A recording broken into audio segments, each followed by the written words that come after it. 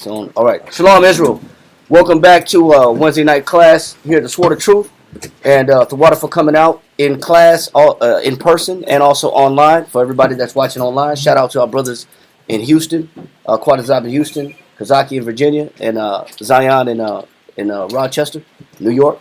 Shout out to our brothers and sisters online in California, New Mexico, Florida, all over.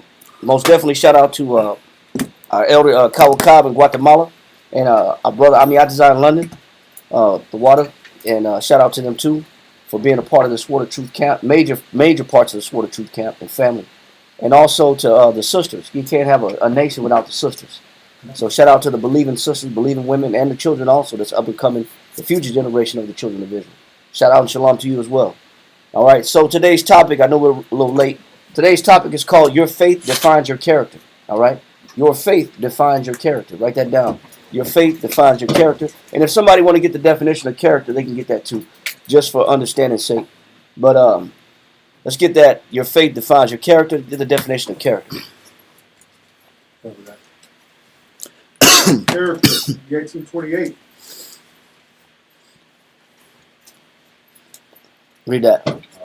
A mark made by cutting, a figure made by stamping or impression. It says a mark made by stamping or impressing, right? So there's something that's supposed to be impressed upon you, or there's supposed to be a mark that you walk by, or what you're made of. It's going to say that also in the definition. Read that. Read on. A mark, a figure made by stamping or impression. A mark or a figure made with a pen or style, metal or other hard metal, on paper or other material used to contain writing, a letter. What else you got for character? I want to get to that interpersonal side of character. The peculiar qualities. Yes. The peculiar qualities impressed by nature or habits on a person. So it's the habits of a person. It's the habits that you keep, but it also is defined on how you're known, and it should say something like that too as well. Read on in that definition. Which distinguish him from others. So it's what makes you different. Your character is what makes you different from other people. It's what differentiates you or distinguishes you from other people. Now, what distinguishes us when we look at what the Most High wants from us and His expectation of us, you know, when you look at His expectation, we can go to Exodus real quick. I know it's off topic. It's not off topic. Exodus chapter 19, verse 5 and 6. What does the Most High want from us that should be impressed upon all of us being the children of Israel? Let's read that. Exodus chapter 19, verse 5 and verse 6. Exodus chapter 19 and verse 5. Now therefore, if ye will obey my voice indeed. He said we all supposed to be what?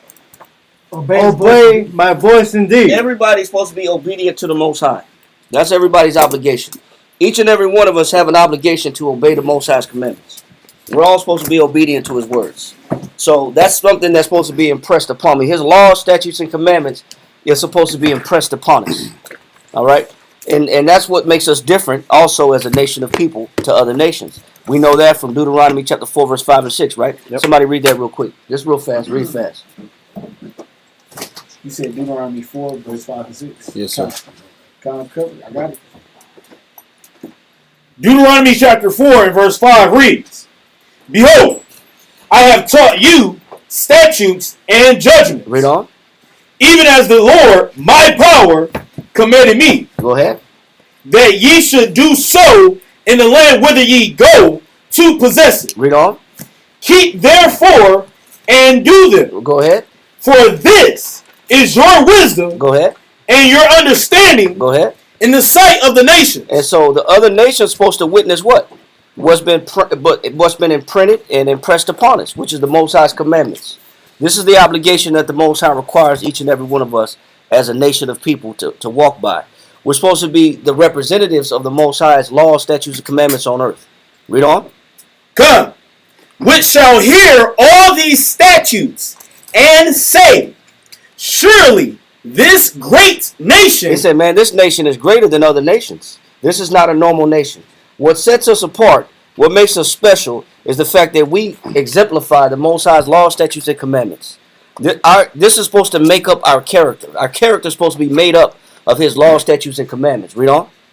Surely this great nation is a wise and understanding people. And this is what differentiates us from the rest of the world.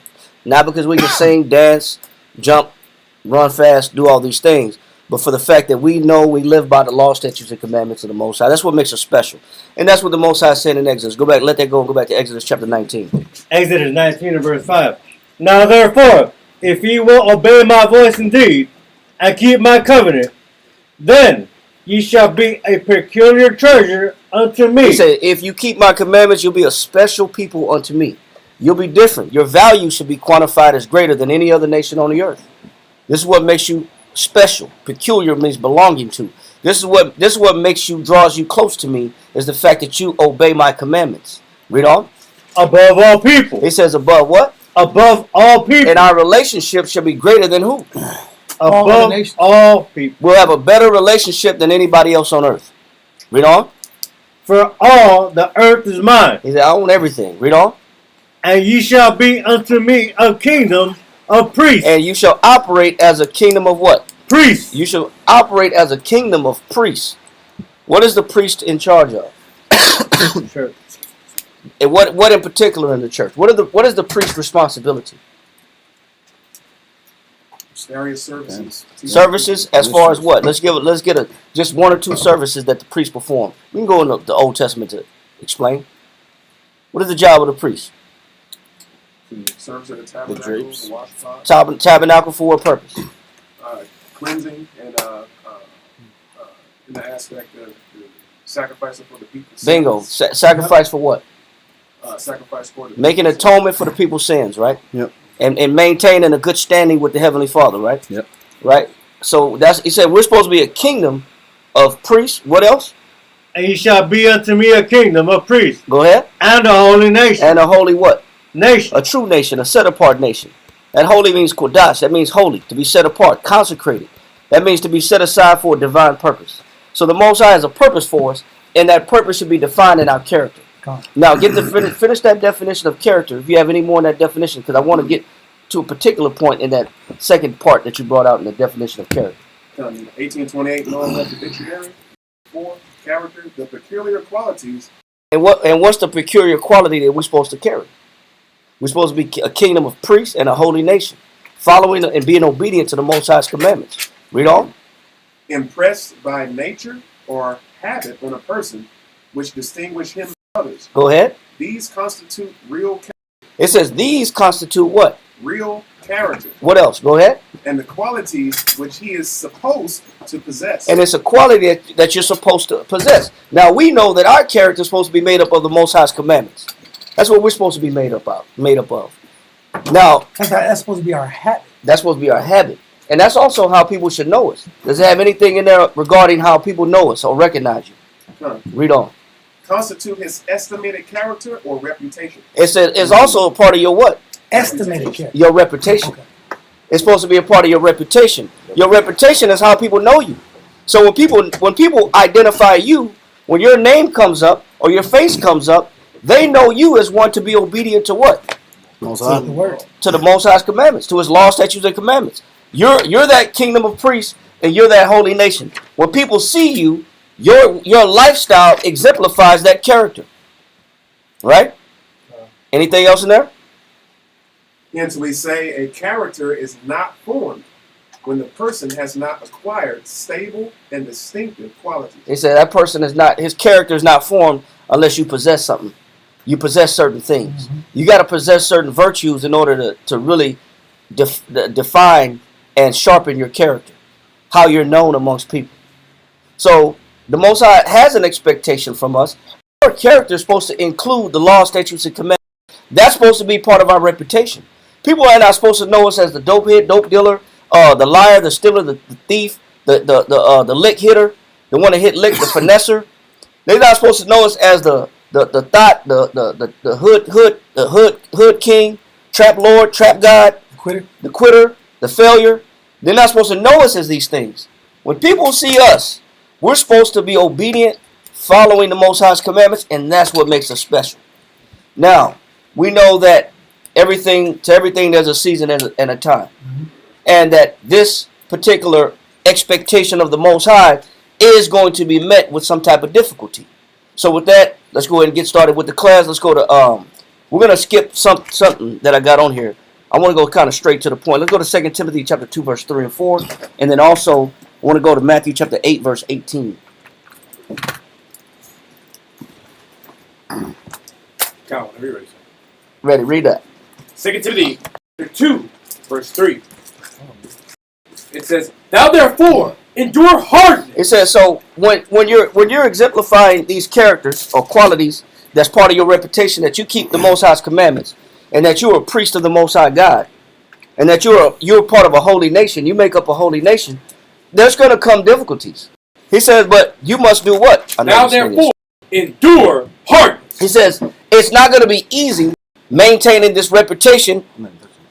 I know it's probably the rain has something to do with it. You know, with the signal. I know the rain is tripping. Let me stop banging on the podium. Let me keep my hands down. So he says that what? 2 Timothy chapter 2, verse 3. "Thou therefore endure hardness as a good soldier." So we know a soldier is someone that fights.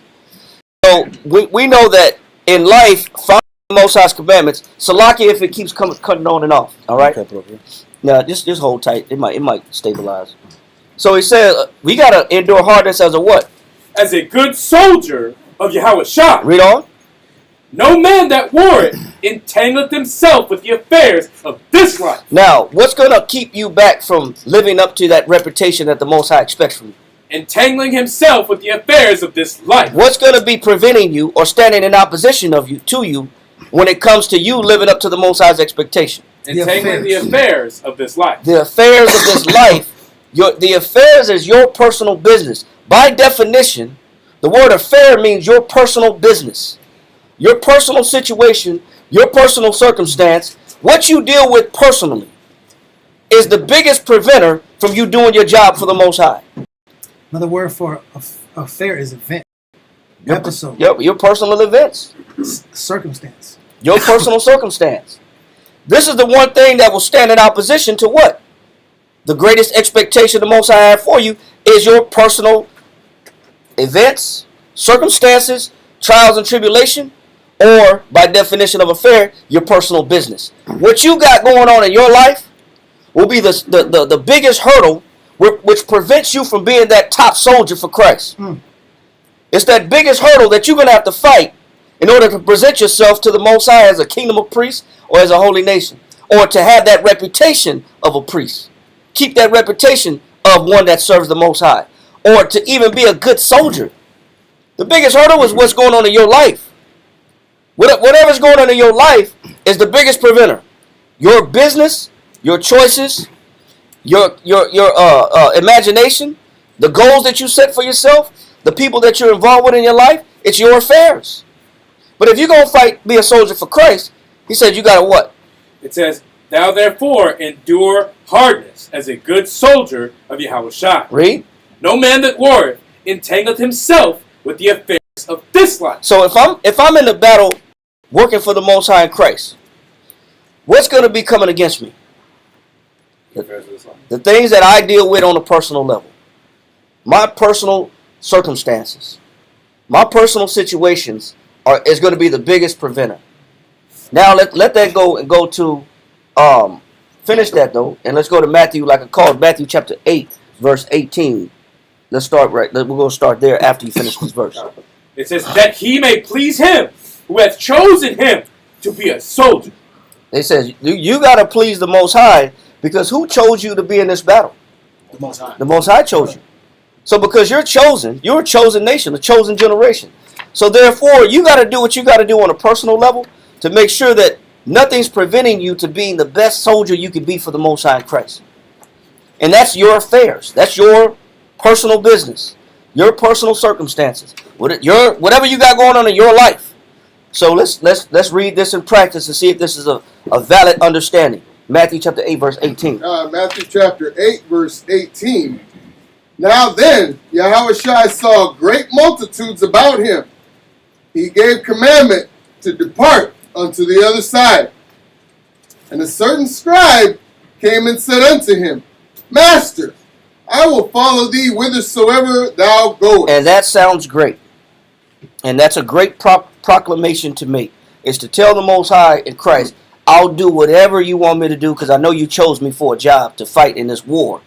You selected me to fight in this battle. Male and female, soldiers of Christ. So everything I do is for Christ and the Most High. And I'm going to follow you. This is a scribe that know the law. I'll follow you wherever you go. Sounds great. It's a great proclamation. It's a great statement to make. That's bold to make. That's a bold declaration. Read on. Come, verse 20. Yahushua said unto him, the foxes have holes, and the birds of the air have nests, but the Son of Man hath nowhere to lay his head. What is he establishing with this scribe right off the jump? That the conditions are not going to be favorable to your pleasure and to your comfort. The conditions are going to be unstable. You're going to be vulnerable. You're going to be unstable.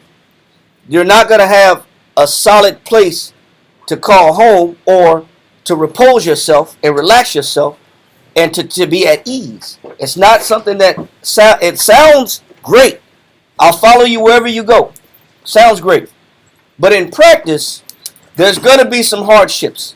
He's setting the terms. It's not like the Most High or Christ is deceiving people and tricking people to be his disciples. He's tricking people to be his students. He's not.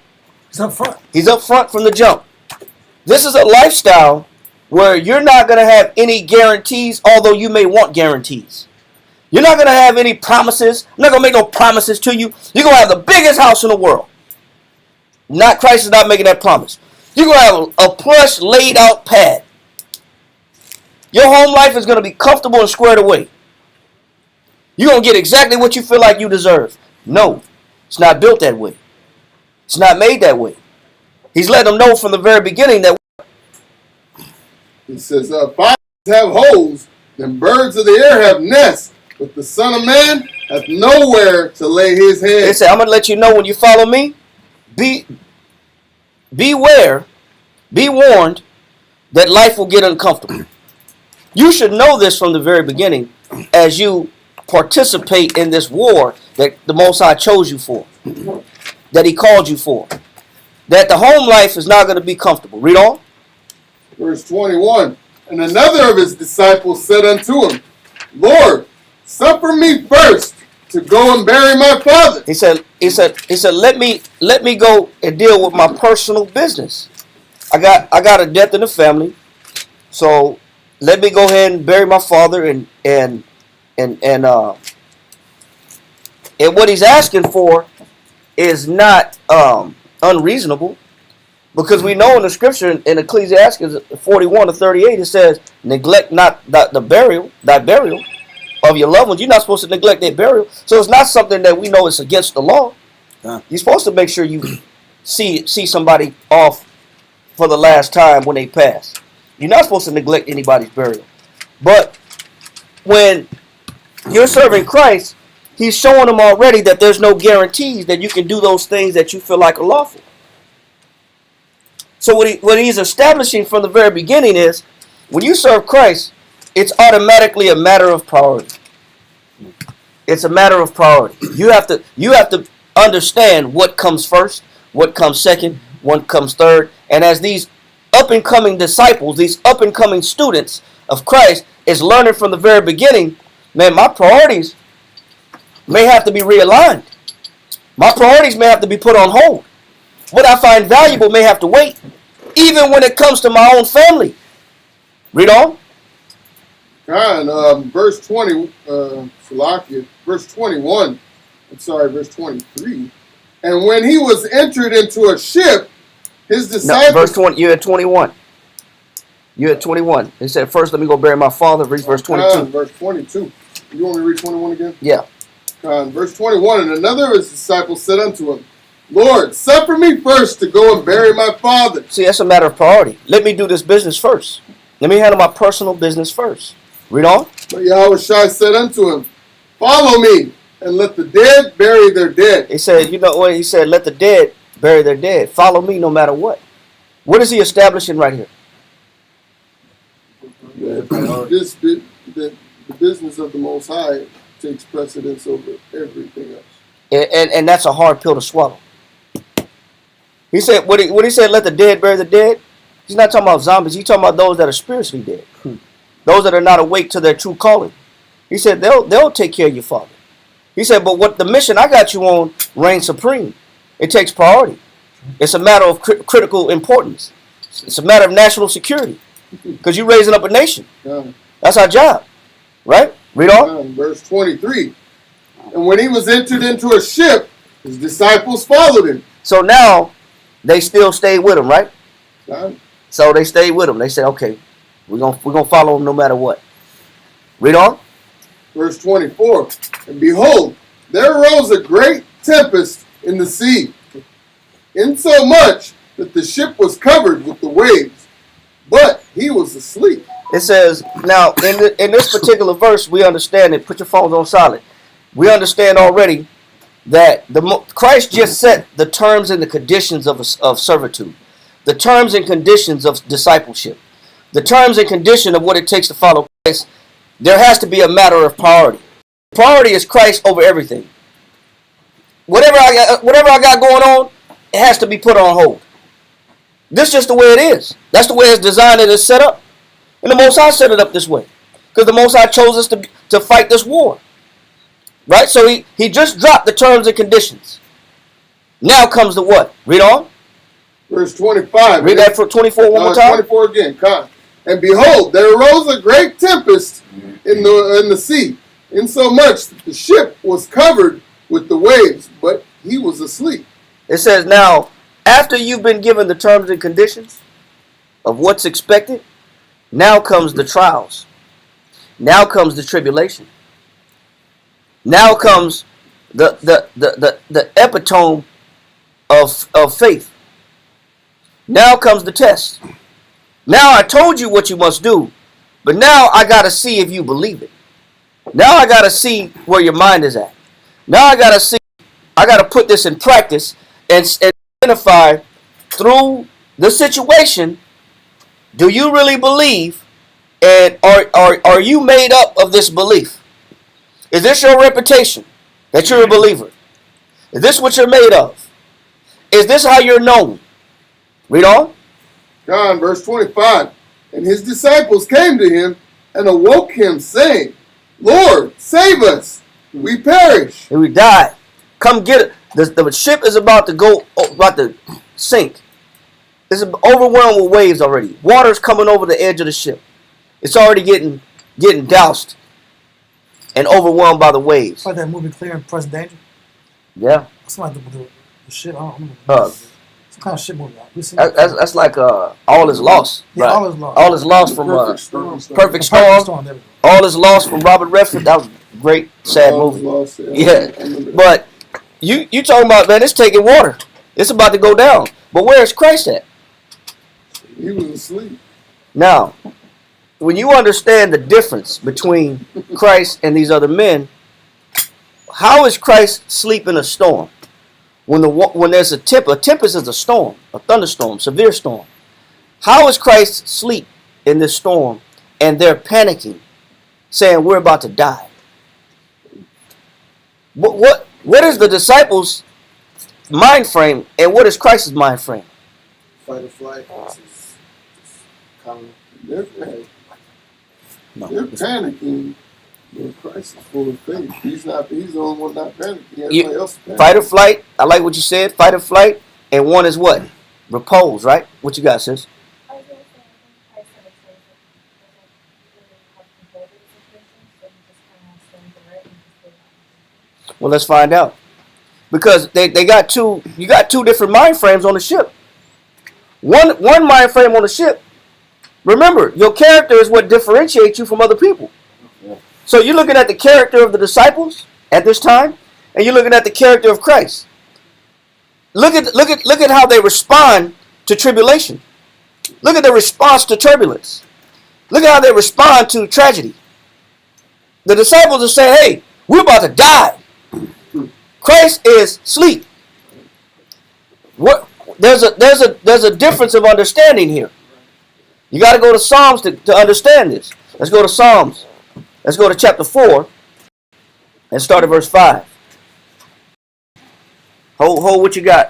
You got it. Psalms chapter 4 and verse 5. Let me get it too. Hold on. 5 to 6. Yes, we're gonna 4, 5, and 6. We're gonna read through 8. Read on. Read that. Psalms chapter 4 and verse 5. Offer the sacrifices of righteousness. You know what makes Christ repose and sleep through tragedy? Because Christ already knows that he's going to offer the what? Sacrifices of righteousness. He's already going to offer the sacrifices of righteousness.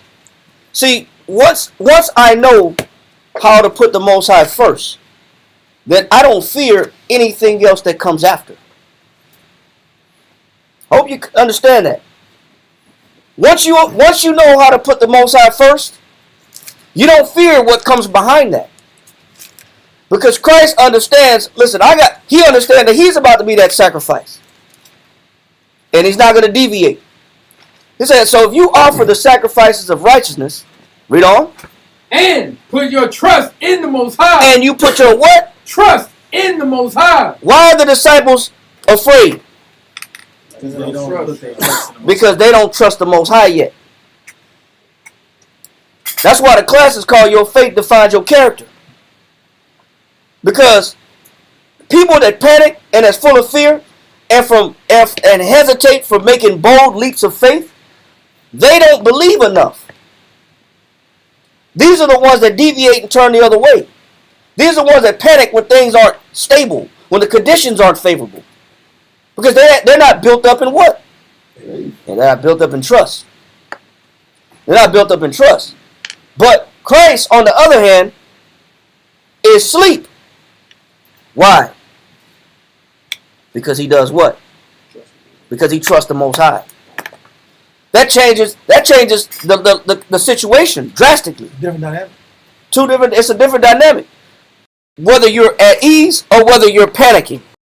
Whether you're about to throw it all away and go left and give up, or whether you're going to keep going regardless of how rocky and turbulent the waters may be. All that comes down to is based upon who do you put first and who do you put your trust in? And what are you sacrificing for? Because if you know what you're doing and why you're doing it, and you put your full trust in the Most High, you're not afraid to go against the grain when it comes to the family. Remember, the affairs of your life is your personal business. It's your personal desires, goals, wants, connections that you made, people that you're familiar with, even if it's family. All that is being put to the test. So lucky for the camera going in and out. You got to figure that out. He said, but read that part again. Psalm chapter 4 and verse 5. Offer the sacrifices of righteousness and put your trust in the Most High. There be many that say. They said there's some. He said there's many, not even some. He said there's many that say what? Who will show us any good? What the hell am I doing this for? That's a mind frame established on what? Like faith. Doubt. That's a mind frame that's engulfed in doubt. Why am I serving the Most High in Christ? And what am I doing this for?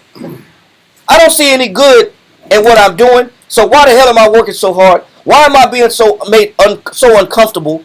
Why am I getting no guarantees in my life? Didn't Christ already establish the conditions? Didn't he say foxes have holes, birds have nests, but the Son of Man have nowhere to lay his head? So why are you tripping now?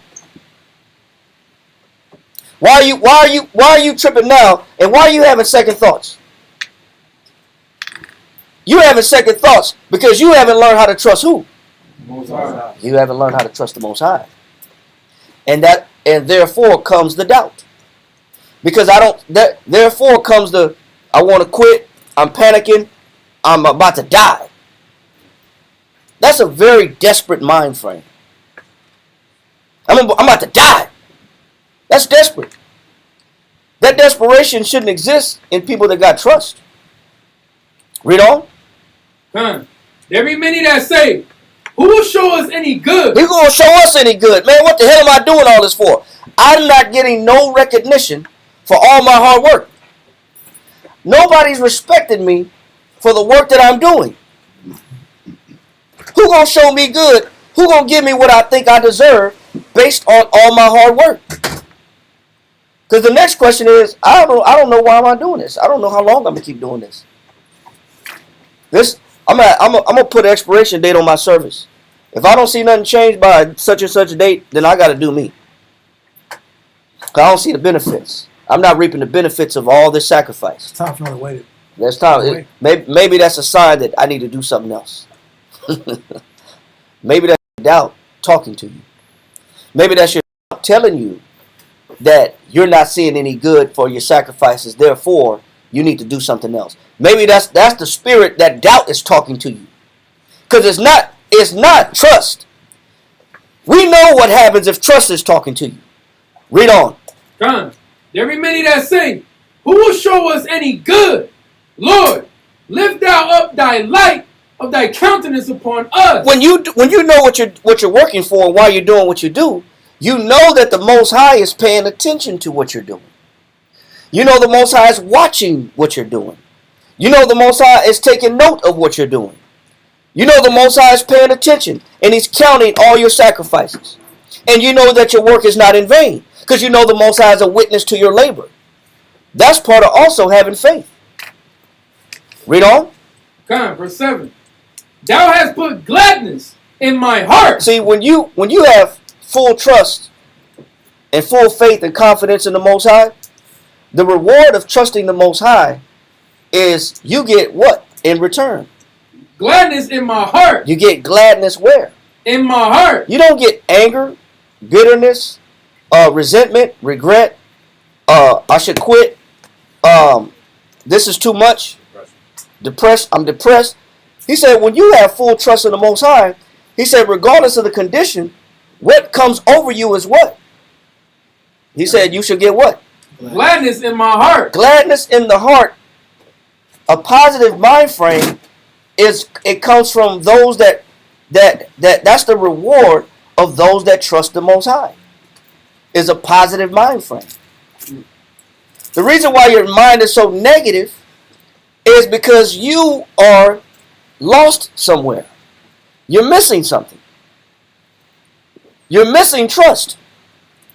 All those that have that panicked, this is the end, all is lost, I'm going to die, I'm losing too much. All that is the mind frame, all that negative thoughts is coming from a lack of trust. And that shouldn't be a part of your character. It shouldn't represent you as a person. That's how you should not be known, according to the Most High and to the people around you. He said the reward of trust is somebody that's happy in mind. I got a positive mind. That's how those that, although they're going through hellish conditions, they can laugh. They can smile. Because they don't look at this as being a disastrous circumstance. Read on. They haven't lost the true priority. No, they haven't. You start to panic when the true thing you care about gets affected. But when Christ is the true priority, that's never affected. Nope. Because you know there's a reward. What else is the reward? Read on. Thou hast put gladness in my heart. You got a positive mind? That's the reward of trusting the Most High. Read on. Thou hast put gladness in my heart more than the time that their corn and their wine increased. He said bigger than any payday. Because when corn and wine increase, those are when your crops multiply. That's a payday. He says, my mind is more positive than any payday or any reward that anybody can do for me or can get or I can gain. It's the greatest gain I can have. Read on. Because sometimes we feel like, I'm only happy when it's Friday. I get paid on Friday. Yeah. TGIF. Thank God it's Friday. First of the month. That's the only time I'm in a good mood. Because at least I can get a immediate satisfaction for the work that I've done. I can see in a check form, in a paper form, on a monetary form. Man, look at this quantified labor that I put together and in return for my labor, I got X amount of dollars. So people depend on that for satisfaction. But as soon as that money's gone, then what happens? That joy is gone too. The battle started right over again. The depression started right over again. The unhappiness, uneasiness, the doubt started right over again. As soon as that check is gone. That's only a momentary fix. Man, I got a good check. Man, that check, as fast as it go in, as fast as it go out the other hand. That check don't even last long. That's why he said it's better than any payday. Because what's long standing, a positive mind that's long standing is trusting the Most High, and regardless of the situation, I can still be happy. That means I can be happy if I'm broke. I can be happy if I'm poor. I can be content if things are slow moving. If I don't have necessarily the things that I want, I'm still positive regardless of the condition I'm in. I'm still happy regardless if I'm not getting what I want, because that's what everybody holds against the Most High. That's what everybody has leverage on the Most High. If I get what I want, I'm not going to be happy. I'm not pleased unless I see the Lord reward me. Read on. Verse 8. I will both lay me down in peace. It says, what else is the reward? Peace. When you trust the Most High. He said, I will lay me down in what? Peace. You get what? Peace. Peace is also a reward for trusting the Most High, as well as a positive mind. You're at peace. You're not worried about nothing. You're not stressing nothing. Why? Because your trust is where? In the Most High. You ain't tripping on nothing. That's the reward of trusting the Most High. But everybody that got anxiety, everybody that fight depression, everybody that fight quitting, giving up, everybody that's complaining, got a negative mind, you have doubt as a part of your character. And it shouldn't be that way. Read on. I will both lay me down in peace. Go ahead. And sleep. And what else? And sleep. So why is Christ on a ship that's about to sink? Sleep. He's at peace. Because he's at peace. That's why he could be at the bottom of the ship, sleep, while the ship is just tossing and turning, and the waves are about to roll the ship over. Because you know what he has? He has the utmost trust in the Most High. Because he knows he offers the Most High the sacrifice of righteousness. So in return, the Most High gives me a positive mind, and he rewards me with peace. And my sleep is sweet. I can rest good. I can sleep good. Because I know the Most High is paying attention to my work. What else? I will both lay me down in peace and sleep. For thou, Lord, only makest me dwell in safety. He said, you make me dwell in what? Safety. So regardless of the conditions, I know I'm good. I'm safe. I'm in a safe place because I'm in a safe place with the Father. I'm in a safe place with the Most High. So I know he's going to take care of me. See, this is what separates men. That's what defines your character, whether you doubt the Most High or whether you have faith in the Most High. That's what differentiates, that's what separates men. But it also separates their response to tragedy, or their response to hard time, or their response to difficulty. That's what distinguishes you. That's the only thing that separates people. Other than that, everybody's the same. Everybody go to work. Everybody got bills. Everybody got responsibilities. Some greater, some lesser. But how you respond to those conditions matters. That's the difference. Let's go back to where we was at in Matthew chapter 8. God, Matthew chapter 8, and we left off at 25. Let me read that again. God, Matthew chapter 8, verse 25. And his disciples came to him and awoke him, saying, Lord, save us, we perish. Go ahead. And he said unto them, why are you fearful? He said, why are you what? Why are you fearful? Why are you fearful? Why are you what? Fearful. Fear is a form of what? Doubt.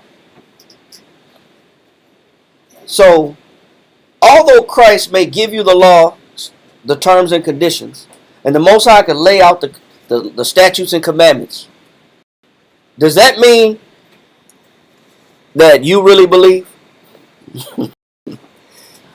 This makes you know what your job occupational structure is. Like you go to a job, they give you a policy handbook. here's the policy. These are the policies of this job. It don't mean you're good at the job.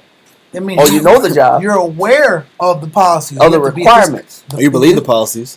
Are you just you have knowledge of the policies? They give you the dress code. Yep. They tell you what's appropriate for the job and what's not. The mission statement. The mission statement. Yep. They give you the hours of operation. True. They give you conduct, how you conduct yourself, what they'll tolerate and what they won't tolerate. They'll have a behavior on there. They'll have the tardiness, the punctuality list of what will happen if you're tardy this many times.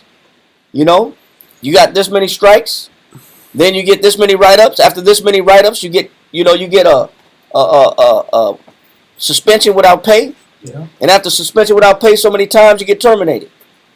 You might as well look for something else. So they lay all that out at the beginning. Well, it's not like the Most High don't lay it all out in the beginning. It's not like Christ don't lay it all out in the beginning. It's like you don't know what the details of the job is. But you're only rewarded with the effects of a positive mind and peace and safety when you put your full trust in the Most High. And that is to be determined. That is not determined until the job starts. So what we're reading in Matthew chapter 8 is Christ just laid down the terms and conditions. Now the storm must come. Because now he has to identify what's in them. And they got to be shown what you're made of. What exists in you. I got to put you to the test. So the test is going to determine, what do you believe in what I just told you? So the tests are necessary. The battles are necessary. Because that's how your character is identified. It's through the test. What you're made of. What is the constituents of you? What are you constituted of? Are you made of doubt? Or are you made of belief? Do you trust? Or you so-so? You 1 foot in, you 1 foot out? You sometimes believe? Or you all the way believe? Read on. God, in verse 26, he said unto them, why are you fearful, O ye of little faith? He said, why are you fearful, O ye of little what? Little faith? Ye of little faith. I want to read one thing real quick out of Matthew Henry. And I want to read this definition that he got up in here on faith.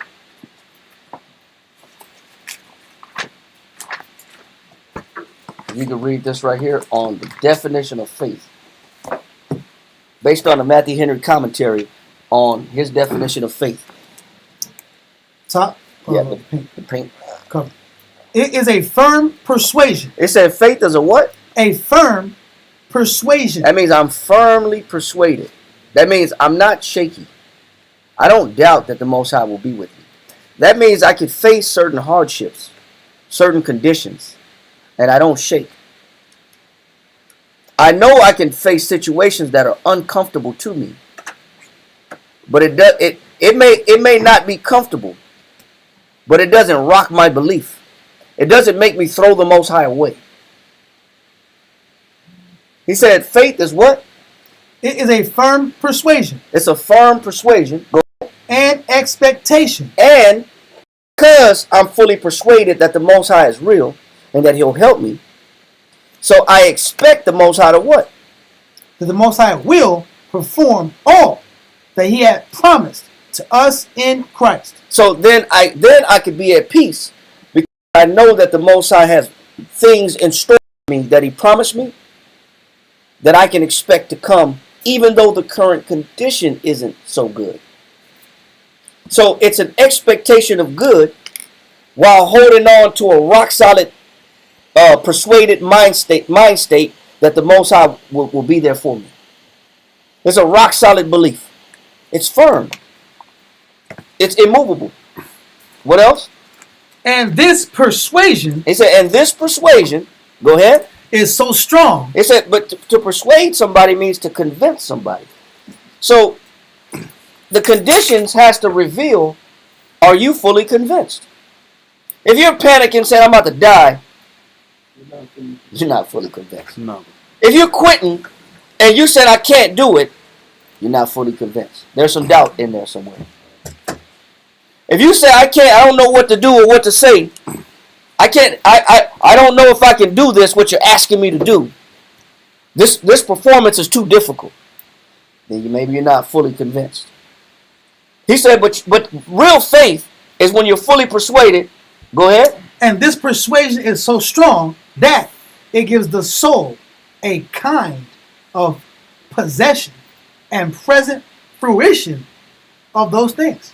And what happens to the soul when it has a positive expectation? Because I know, although the condition that I'm in is not favorable to me, but I know the Most High gonna come through for me. So what is that fruition that I'm expecting? Read on.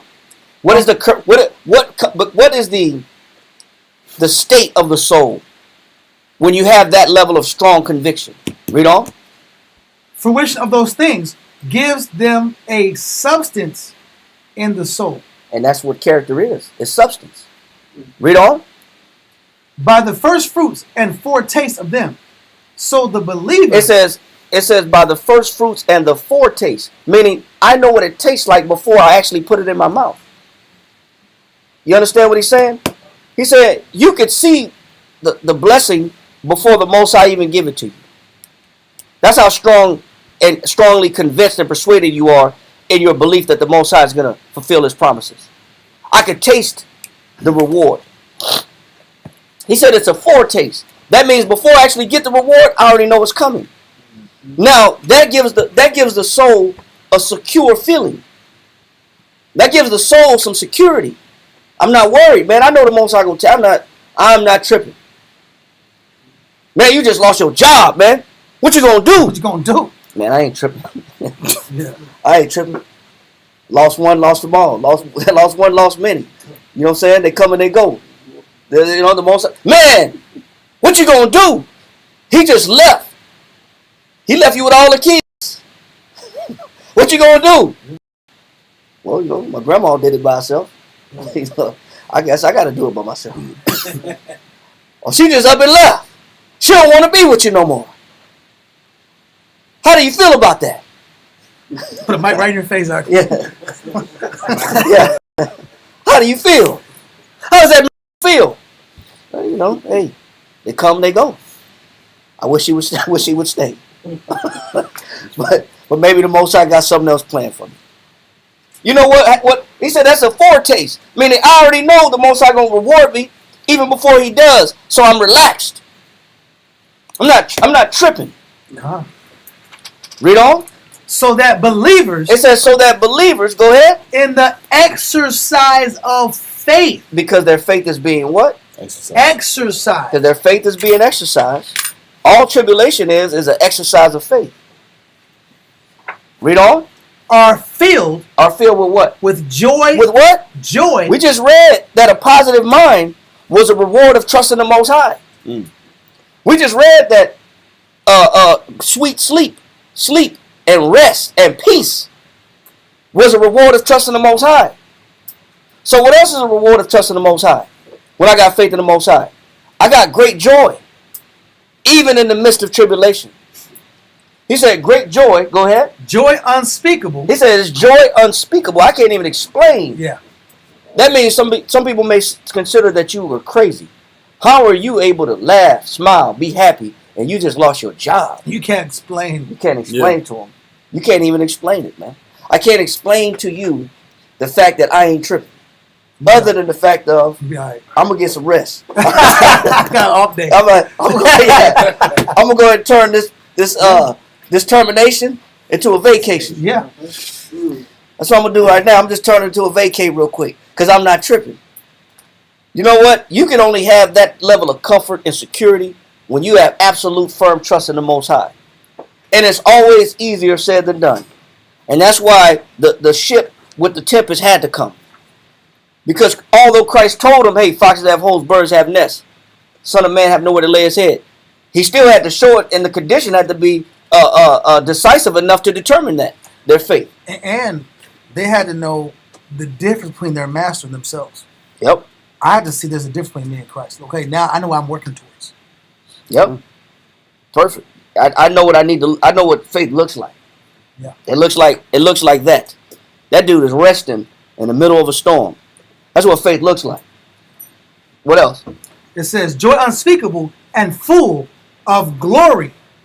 Christ dwells in the soul by faith. It says Christ dwells in the soul by what?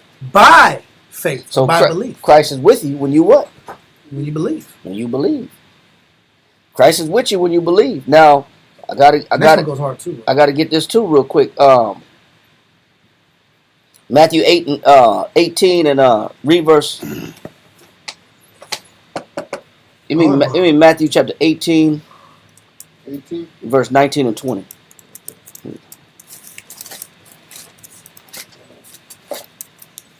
No matter who gets it. Yeah, it don't matter. Matthew chapter 18, verse 19 and 20. Yep. Yes, sir. Matthew chapter 18, verse 19. It says, again, I say unto you, that if two of you shall agree on earth as touching anything. He said all it takes is two people to believe. To agree, be in agreement, and believe, no matter what they're doing. Read on. As touching anything that they shall ask, it shall be done for them of my Father which is in heaven. So on that ship of disciples, all they needed to settle that storm was what? Faith. Two believers. Yeah. Out of all the people on the ship, they only needed how many believers to calm the storm? Two. You only need two, man. So in a camp, you at least need believers. At least two. You at least need two, man. You at least need two to run a camp. That's crazy. You at least need two. It's better if you got three or more. But you know what the Most High is showing with the Most High? It don't take a whole lot of faith to change the situation. But you at least got to have two believers. And what happens? It says, it shall be done for them of my Father which is in heaven. Go ahead. For where two or three are gathered together in my name, Go ahead. there am I in the midst of them. So all you need is two believers. If two believers run a household, man, you have a sweet house. You have a sweet house. Because who's going to be in that house with you? Christ. Christ's going to be in that house with you. Yahweh Shai going to be in the house with you. Mm-hmm. Especially if you got two believers in the house. Now, you got one believer in the house. Makes it a little bit more difficult. It makes it a lot more difficult. You better have enough faith to carry everybody in that house. Right. You know what I'm saying? But I just want to get to this point to show Yeah. how anything is possible. Come. That it don't take a whole lot of faith to change a situation. No. But he said that joy, what else you got on there? Right here it says, Christ dwells in the soul by faith, and the soul is filled with the fullness of the Most High. Now read that other part. Right here? Mm-hmm. Pink or the pink. Okay. Faith demonstrates to the eye of the mind the reality of those things that cannot be discerned by the eye of the body. Now he's explaining why when you're such at peace and people can't understand it. When you're not tripping in a disaster and people can't understand it. When the conditions of the situation are unfavorable to you, but you're not tripping like everybody else will be tripping in that situation. Why is that? Because you're looking at things from a different lens. You're looking at the situation not from the physical eye. See, faith allows you to look at a situation and a tragedy or condition with a whole new set of lenses, and you're able to see the good in it even though it's bad. It opens up a whole new perspective. I don't know if y'all remember the movie They Live with Roddy Piper in it. Great movie, right? The 80s. You know the 80s movies? Where the black dude is trying to get Roddy Piper to put the glasses on so he can see the aliens. Roddy was trying to get the black dude to put the glasses on, and he wouldn't put it on. But you needed to put the glasses on to see the aliens, you know. But they had a big fight before the guy put the glasses on to be able to see that what you see in front of you, people walking in the streets, you can't decipher or discern that those are aliens until you put the special glasses on. It's no that movie is just an offset track of what we read right now. It's a rendition of what we're reading right now of how faith works to the mind, how faith works to the soul. You look at a tragedy with your physical eyes, you scared as hell. You ready to run? I can't do that. Yeah. That's impossible. But when you put faith on in your perspective, from a perspective of faith, I believe in the Most High, and He'll take care of my situation. Then, what looks like a tragedy normally is just a molehill. It's not a mountain. It's just a molehill, man. It's just a little speed bump. It's not a hurdle. That's just an inconvenience. That's not a problem. That's not a disaster or a life-changing situation. That's just an uncomfortable circumstance. That's what he's saying right here. Read that one more time. It says right here, faith demonstrates to the eye of the mind the reality of those things that It says cannot be discerned. faith will demonstrate to the mind's eye, meaning you have an eye in the mind, then you got an eye in your face, your physical eye, your corporal eye. But what allows you to see the incorporeal, the things unseen? What allows you to see the things unseen is your faith. It gives you a whole new perspective, a whole new lens on what you normally deem as impossible, difficult, disastrous, a tragedy, impossible, unlikely. Man, I doubt it. I don't see how this is going to benefit me. I don't see how this is going to work. Well, because you don't use what? You don't use faith. You don't use faith, and that changes how you view a situation. And this is what allowed Christ to sleep on a ship versus those that are crying out for help, that we're going to die. Rescue me, save me, help us. That's what changes the circumstance. Any more on that? That's it. That's it. Let's go back to Matthew chapter 8, and let's go back to 26. Matthew chapter 8, verse 26. And he saith unto them, why are ye fearful, O ye of little faith? It said because fear is obviously fear is a lack of what? Faith. And if you understand what fear is, you go to Wisdom of Solomon, chapter 17. When you understand what fear is, you could better assess it.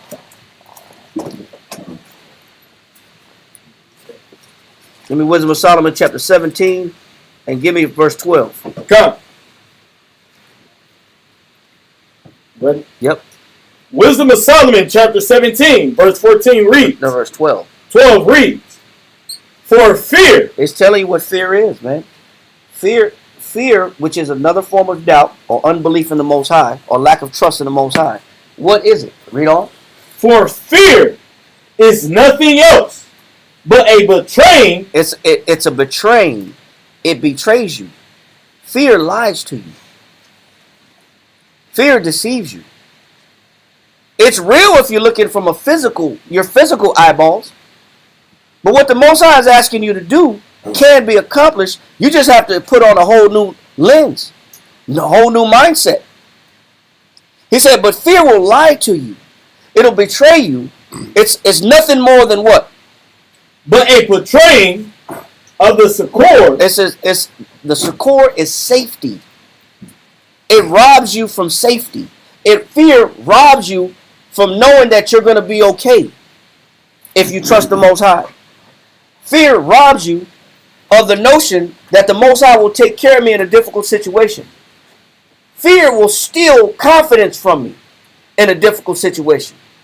It'll rob me of my confidence. That's why you can't give no place for fear. You can't let fear influence your decisions, because it'll contaminate you from knowing that the Most High is going to take care of you. Then breeds the what? Panic, the anxiety, the doubt. Fear is deceptive. He said it'll deceive you in knowing that the Most High is going to take care of you. That's what succor is, to be in safety. Read on. But a betraying of the succor, which reason offers. And the fear is reasonable. It is reasonable. Meaning it can have a substantial effect if you allow it to. Meaning it is justifiable. It's normal to have fear. It's recognizable. It's detrimental. You can have a major loss behind this. You can, but it's not like you're ludicrous if you don't have fear. Of course you do. That's why I said, but it'll provide it to you if you let it provide. If you let fear, if you let doubt implant this fear in you, it will. And that fear will be real. But that's what it offers you. But you don't have to take it. Meaning I don't have to believe that this situation cannot be conquered by the Most High. And He's not going to aid me and help me pull me out of this situation. Everybody can apply this to certain decisions that they make in their life. The Most High tailor makes the circumstances just for you. Just like this storm was made just for the disciples. That was made just for them after He told them what following Him was going to look like. So that storm was, when you read behind the backstory of this, Christ could have walked where He was going. He didn't have to take the ship. But the ship story is necessary. Because that was made for them. They needed to be revealed that they doubt. It needed to be revealed to them they got little faith. So the ship and the storm was necessary for them. Yes, sir. So it's inevitable that these thoughts are going to come up. It's just up to us whether or not we do them. Yes. It's an option. It's an option that reason offers you. That the situation, it makes sense that I should be afraid. But you don't have to believe it. You don't have to take that option. You don't have to allow it to have an impact on you. Because as you walk with the Most High Christ, there's going to be circumstances, He's telling them off the bat, that is going to pull you a certain way. And it's going to make you feel like, man, I don't know how I'm going to get through this. But it's up to you to determine how you look at that situation. But it's also up to you to gather as much faith as possible. Go back to where we was at in Matthew chapter 8. And Matthew chapter 8. let's get through this. Go ahead. Verse 26. Or, Yeah, 26. Verse 26. And He said unto them, Why are ye fearful, O ye of little faith? Then He arose and rebuked the winds and the sea, and there was a great calm. But the men marveled, saying, What manner of man is this? What kind of man is this, man? What kind of man are we following? What is he doing? You know why? Because a lot of things you don't understand. You don't understand until you see it. You have to go through it to see it, to believe it. You have to undergo it for you to see it. They said, what manner of man is this? Go ahead. What manner of man is this that even the winds and the sea obey Him? They said, even the winds, the sea, that's the elements, man. He said, this man has power over the elements. He has power over atmospheric pressure. He has power over nautical winds. He has power over the ocean. The sea, the lakes obey Him. That situation had to happen. Otherwise, they wouldn't have had known what level of power Christ possessed. They wouldn't know. A lot of us don't know. A lot of us don't know. A lot of us doubt the power of the Most High Christ pertaining to your situation. When you look at the Most High Christ and you look at your situation, you look at your situation as like, I don't know how I'm going to get through this. I don't know why I'm doing it. I don't know what I'm doing it for. This doesn't make sense. This is overwhelming. I must be cursed. Do I deserve this? You don't know the power of the Most High Christ pertaining to your situation. That's why the storm is necessary in this case. They needed to see that there's no limit to the Most High's power pertaining to your situation. To prove that, go to Luke chapter 6. Luke Luke 18 and 27. I'm sorry. Luke 18, 27.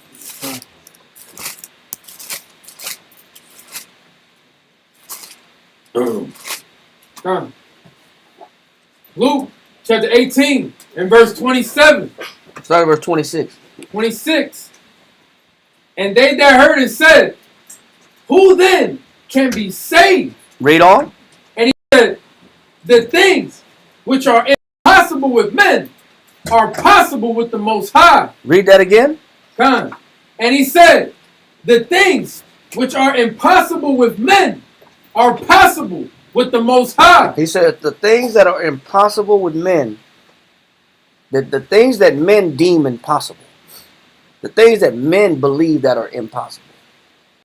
Nah, no way, man. No, the Most High can't change the situation. No, nobody can change the situation. Nobody can change my circumstance. Because you know what? I've already tried. So because I've tried and I failed, so that means nobody can do it. Oh, okay. You're the boss. Yeah. Oh, you're the definition of and the template of what's possible, right? You're the template of faith, right? You're the epitome of faith. Get that definition of epitome. Some people say epitome. You know, some people say epitome. It's all the same thing. What is it? What does it mean? 1828, huh? 1828. Epitome. Epitome. There's a epitomizer, Mm-mm. brief summary, or abstract. Mm-mm. Epitome. 1828. Should be in.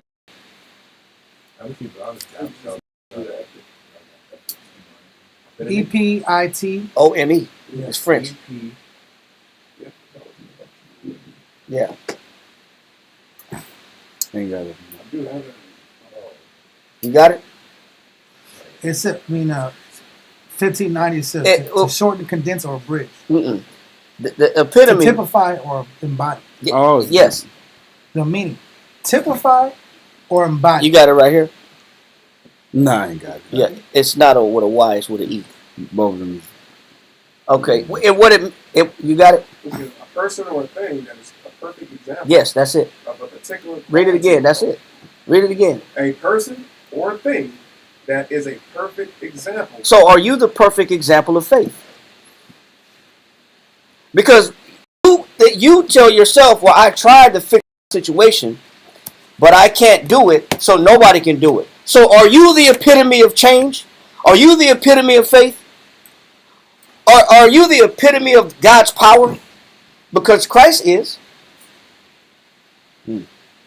That's why it says, if you look at the example of that's why it says, the things that are impossible, you're in Luke 18, read that again in verse 27.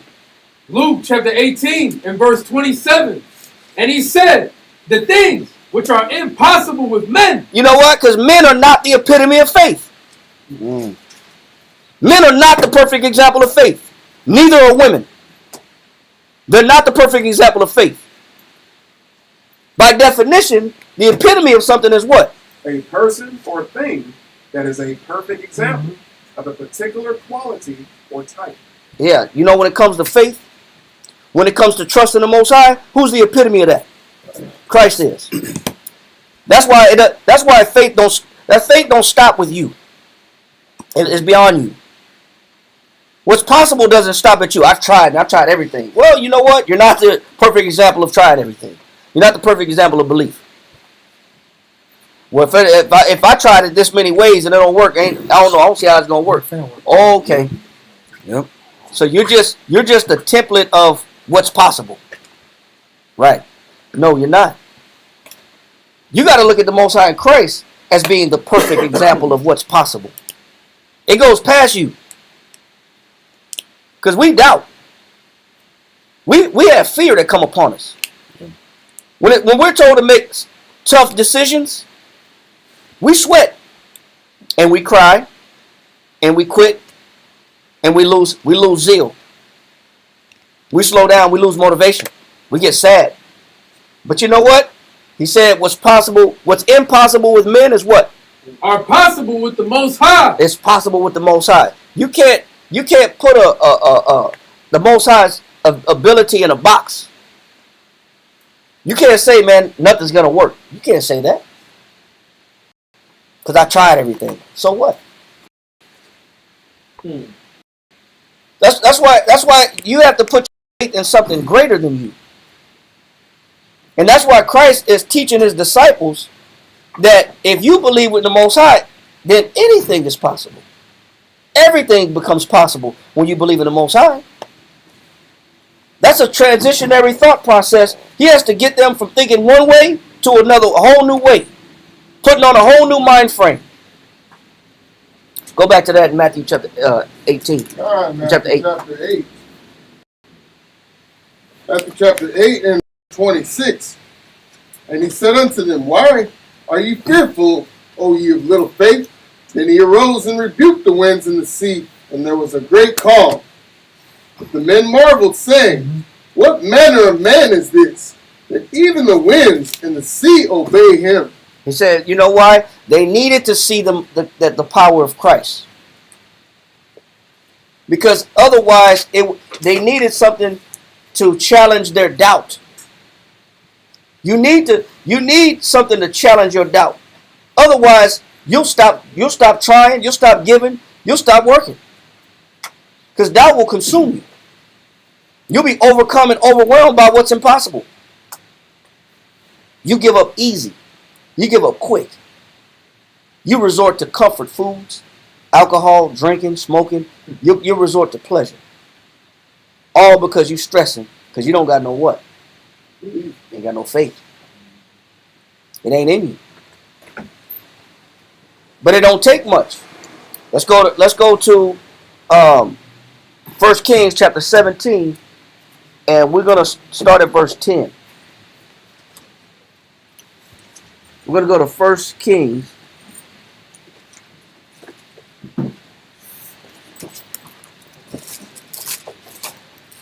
chapter 17, and we're going to read verse 10.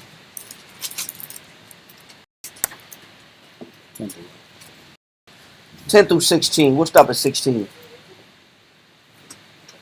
1 Kings chapter 17 and verse 10. So he arose and went to Zarephath, and when he came to the gate of the city, behold. It said verse 10. And so he rose and went to Zarephath. All right, go ahead. And when he came to the gate of the city, behold, the window. No, not a window. The widow woman. A widow woman. What's a widow woman? A woman lost her A woman whose husband is passed.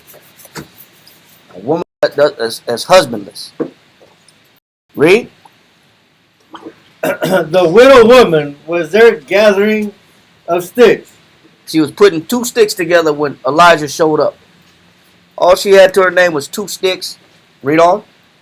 And he called to her and said, Fetch me, I pray thee, a little water in a vessel. He said, go get me some water in a vessel, right? Read. That I may drink. I'm thirsty. Go get me some water.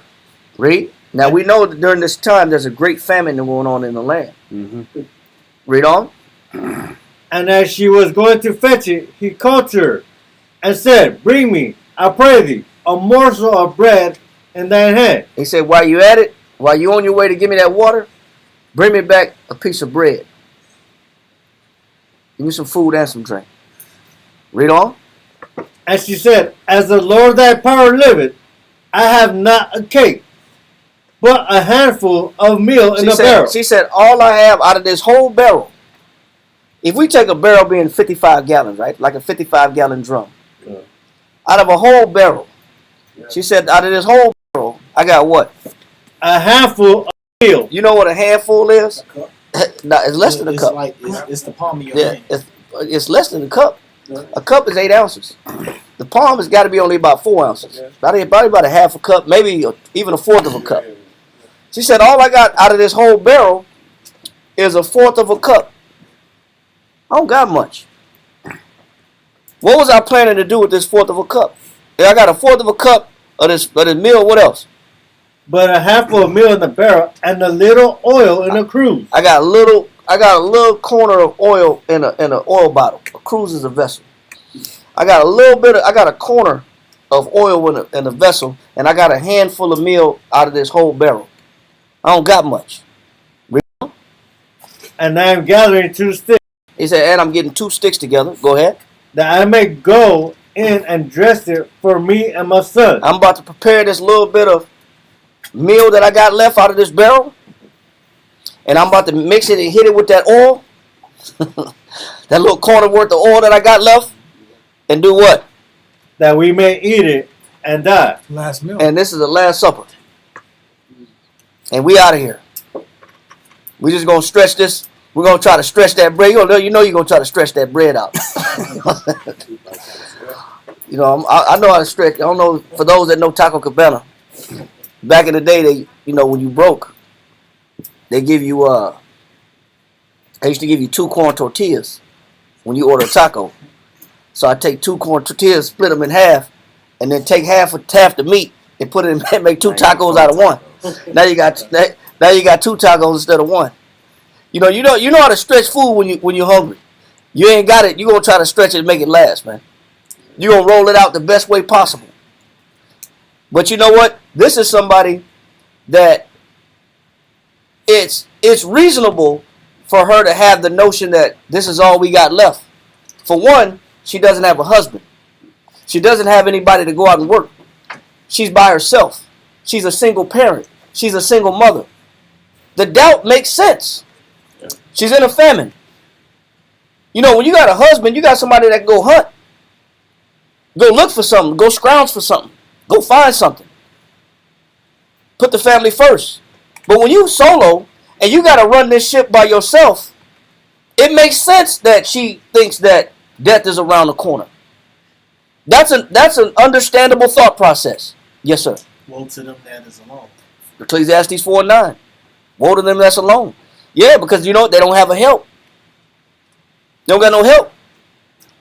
So she's saying, that's all I got left. I can't give you what you're asking me for because this is all I got left. So like, read. Verse 13. And Elijah said unto her, Fear not. He said, what? Fear not. What are we looking at? Fear. What is in people that prevents them from doing what they think can't be done? Fear. Fear and doubt is always at stake. It's always at hand. Anytime that you're told to go beyond what you think is capable, the element that's present is fear.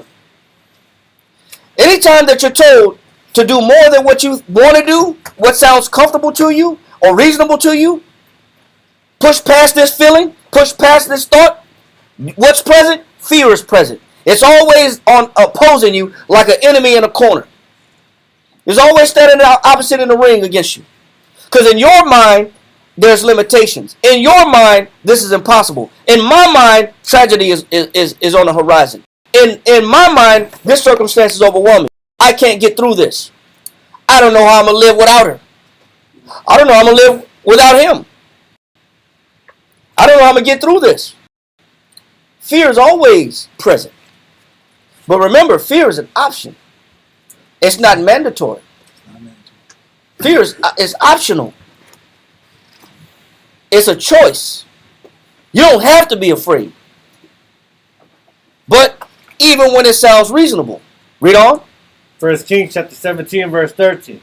And Elijah said unto her, Fear not, go and do as thou hast said, but make me thereof a little cake first. He said, but don't fear. Do what I tell you to do. Do what I tell you to do. Be obedient to my instructions. Do what I tell you to do. And bring me my food first. over you and your son. And this is the last meal. This is the last supper. It's the last you're going to put on your taste buds. You know, this is a form of, this is a condition that a person would have to make serious decisions on. Most people will say, Man, ain't no way in hell Right. that I'm finna give up the last little bit of my food. And Even if you had more, even if they ain't giving them the last bit of their food. ain't no way in hell. Who had the hand up? Somebody had the hand up. No, Oh, okay. it was just the thought process. Yeah, of that- just, There's no way in hell Yeah. that I'm finna give you the last of my little food that I know I ain't got left. It's like a hustle. Yeah. The faith comes in. Yeah. Yes, sir. Wasn't she didn't know that this was Elijah. This was a stranger to her at this time, correct? She didn't know who it was. Okay, just wondering. She didn't recognize him as a prophet. No. But it was necessary that she didn't know who he was. Because the whole circumstance is working on her what? Faith. It's working on her faith. Faith that's seen is not what? Hope that is seen is not hope. It said for for the things seen, what needed he have for the things he see? You don't need hope if you can see it. Yeah. So it was necessary that she didn't know that this was a prophet of the Most High. The stage was set. It was perfect. Because you know what? You need this situation in your life. You need this situation. You know why?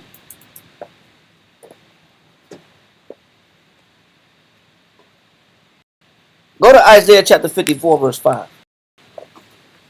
Hold it. Yep, hold that. Because it sounds like a great story. Oh, man. And everybody put themselves in a position of, man, what would I do if I was in that situation? Everybody asking themselves, what would I do in that situation? You know, I probably had mixed up dirt in there. I probably would have made some dirt cakes for him and kept the bread for me and my son.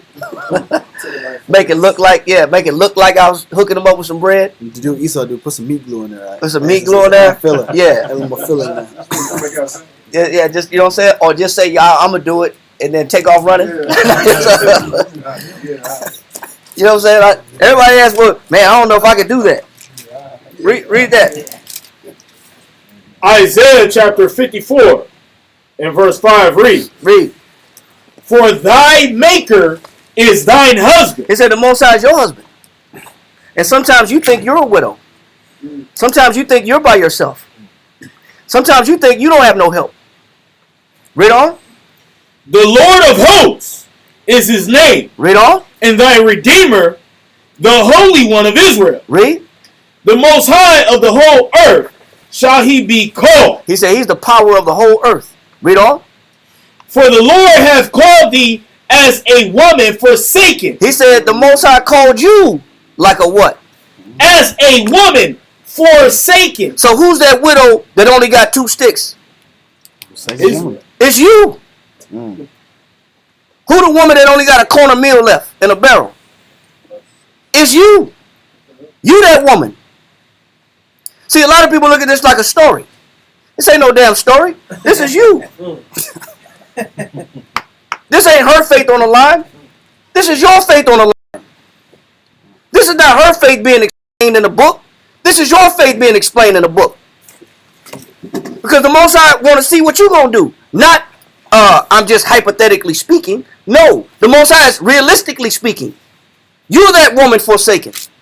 This is what y'all don't understand that we reading about. We're in the book. We that widow woman that's about to determine what her last meal gonna look like and whether I want to give it all up to the Most High or not. Whether I want to go all in with a man of God that says he's a man of God or not. That has that same fear that she got. Because everybody don't be going all in. Everybody don't. Like we just read a minute ago. Many gonna say, what shall we receive? Who's gonna take care of us? Like she said, as the Lord liveth, thy servant only got these 2 sticks and a little meal and a little oil that I'm about to prepare and die. Because you know what? A lot of people think that I don't got enough to give to the Most High. This is bigger than a story. Because you're in the story. Read that part again. For the Lord have called thee as a woman forsaken and grieved in spirit. Yeah, you grieved in spirit. You that woman forsaken and grieving the spirit. You the one that got problems. You don't want to think that there's no hope. You don't want to live life like it's hopeless. This ain't just this woman. Finish that. And a wife of you. The Most High said he looked at you like a wife of you. He's married to you. It's more than a story. Now, with that understanding, go back to 1 Kings 17. 1 Kings chapter 17 and verse 13. Read verse 12. No, 13. 13? 12 and 13. And she said, As the Lord that power liveth, I have not a cake, but a handful of meal in a barrel, and a little oil in a cruse. And behold, I am gathering 2 sticks, that I may go in and dress it for me and my son, that we may eat it and die. And Elijah said unto her, You know, you might as well say Elijah's talking to you. You might as well put your name where it says Elijah is talking to her. Go ahead and put your name right there. Because you that grieved woman. That's destitute. Because the Most High want to see what you're going to do too. You going to follow the man of God or not? Do you believe it's the end and there's no hope or not? Is it you believe it's the best life going to have to give you or not? Or there's better, life gets better? Read. Fear not, go and do as thou hast said. Go do what I told you to do. Read on. But make me thereof a little cake first. He said, but put me first. Most High be saying the same thing. Go to Matthew 6 and 33. Does not the Most High say the same thing? Yep. Does Christ not say the same thing? Matthew chapter 6, verse 33. Read that. It says, But seek ye first the kingdom of the Most High, and his righteousness. He says, seek first the kingdom of who? The Most High, and his righteousness. Go ahead. And all these things shall be added unto you. He said, what does Christ say do? But seek ye first the kingdom of the Most High, and his righteousness, and all these things shall be added unto you. Stability should be added to you. All these things. All these things shall be added unto you. Survival. All these things shall be added unto you. Preservation. All these things shall be added unto you. Security. All these things shall be added unto you. Safety. All these things shall be added unto you. Peace of mind. All these things shall be added unto you. Joy. All these things shall be added unto you. Happiness. All these things shall be added unto you. What should you get when you put the Most High first? And all these things shall be added unto you. The whole chapter, majority of the chapter is about worrying. Things you worry about, you don't have to worry about. Things that you consider as problematic in your life will no longer become a problem. Because you understand the sacrifice of righteousness. Meaning, I know who to put first. And if I put the Most High first, the things that I worry about, the things that I fear will disappear. But until that time, I'm in torment. Until that time, I'm dreadful. I'm full of anxiety and depression. Until that time, I'm unhappy in my life. Because you still haven't learned how to do what? It says, But seek ye first the kingdom of the Most High, and his righteousness, and all these things shall be added unto you. And all these what? All these things shall be added unto you. It said, all these things shall be added unto you. Read this for me real quick. This is just history. Philo was a Jew himself, and he was a follower of the commandments. But I want you to read what he said right here at the top, right here. Come. Let's page 889. Come. It is good to begin every day with divine and holy employments. He said Philo was a well-known man. He was a notable man in the time of Paul and Christ. He was alive during the time of Paul and Christ. But he lived in Alexandria, which was the largest Jewish population outside of Egypt. Outside of Jerusalem. And he was chosen and selected by a council to go refute the building of a statue of Nero in the sanctuary in Alexandria. So he was a notable man amongst the Jewish elite. He says how a person should live is what? Read that. It is good to begin every day. Say it is good to begin every day. What? With divine and holy employments. He says you're supposed to start your day with divine and holy what? Employments. Who should be first? The Most High. Most High should be first. He said you should start your day seeking the good of the Most High's righteousness, His kingdom. Read on. And after that, to proceed to the necessary duties of life. He said, then, after you give the Most High His first, then you proceed to the necessary what? Duties of life. Then you handle your business. It's the Most High's business first. Your personal business obligations should come second. The Most High's duties and responsibilities in what pertain to His righteousness and His kingdom, those things I should put first. Read on. It says, on this account, the Most High has commanded us to take care to obey His commandments, and especially at the first moment of dawn. He said, at the first moment of what? Of dawn. I should be waking up with who on my mind? The Most High. Not with Folgers in your cup. The best part of waking up is Folgers in your... No, man, that's a damn spiff in the ad. You know, the best part of waking up is not to run to the coffee machine. It's not to have the Keurig machine already preset for 6:30. It's already bubbling by. I already got it programmed. 6:30. It's already bubbling. So I get up. It's already hot and ready. The first course of business is not your business. The first course of business is the Most High's business. Read that part again. It says, on this account, the Most High has commanded us to take care to obey His commandments, and especially at the first moment of the dawn. You're supposed to wake up with who on your mind? The Most High. You're supposed to wake up with, man, I got to take care of the Most High's business first. My personal business don't come first. This is why the doubt is so heavy in people. Because they haven't learned how to prioritize. They haven't learned how to prioritize. What we're reading in 1 Kings 17 with Elijah and this widow woman is really a story of priority. It's really learning. He's teaching this woman, if you're going to be taken care of, you got to put me first. Go make my food first. Go give me my bread and go get my water first. That's what Christ said.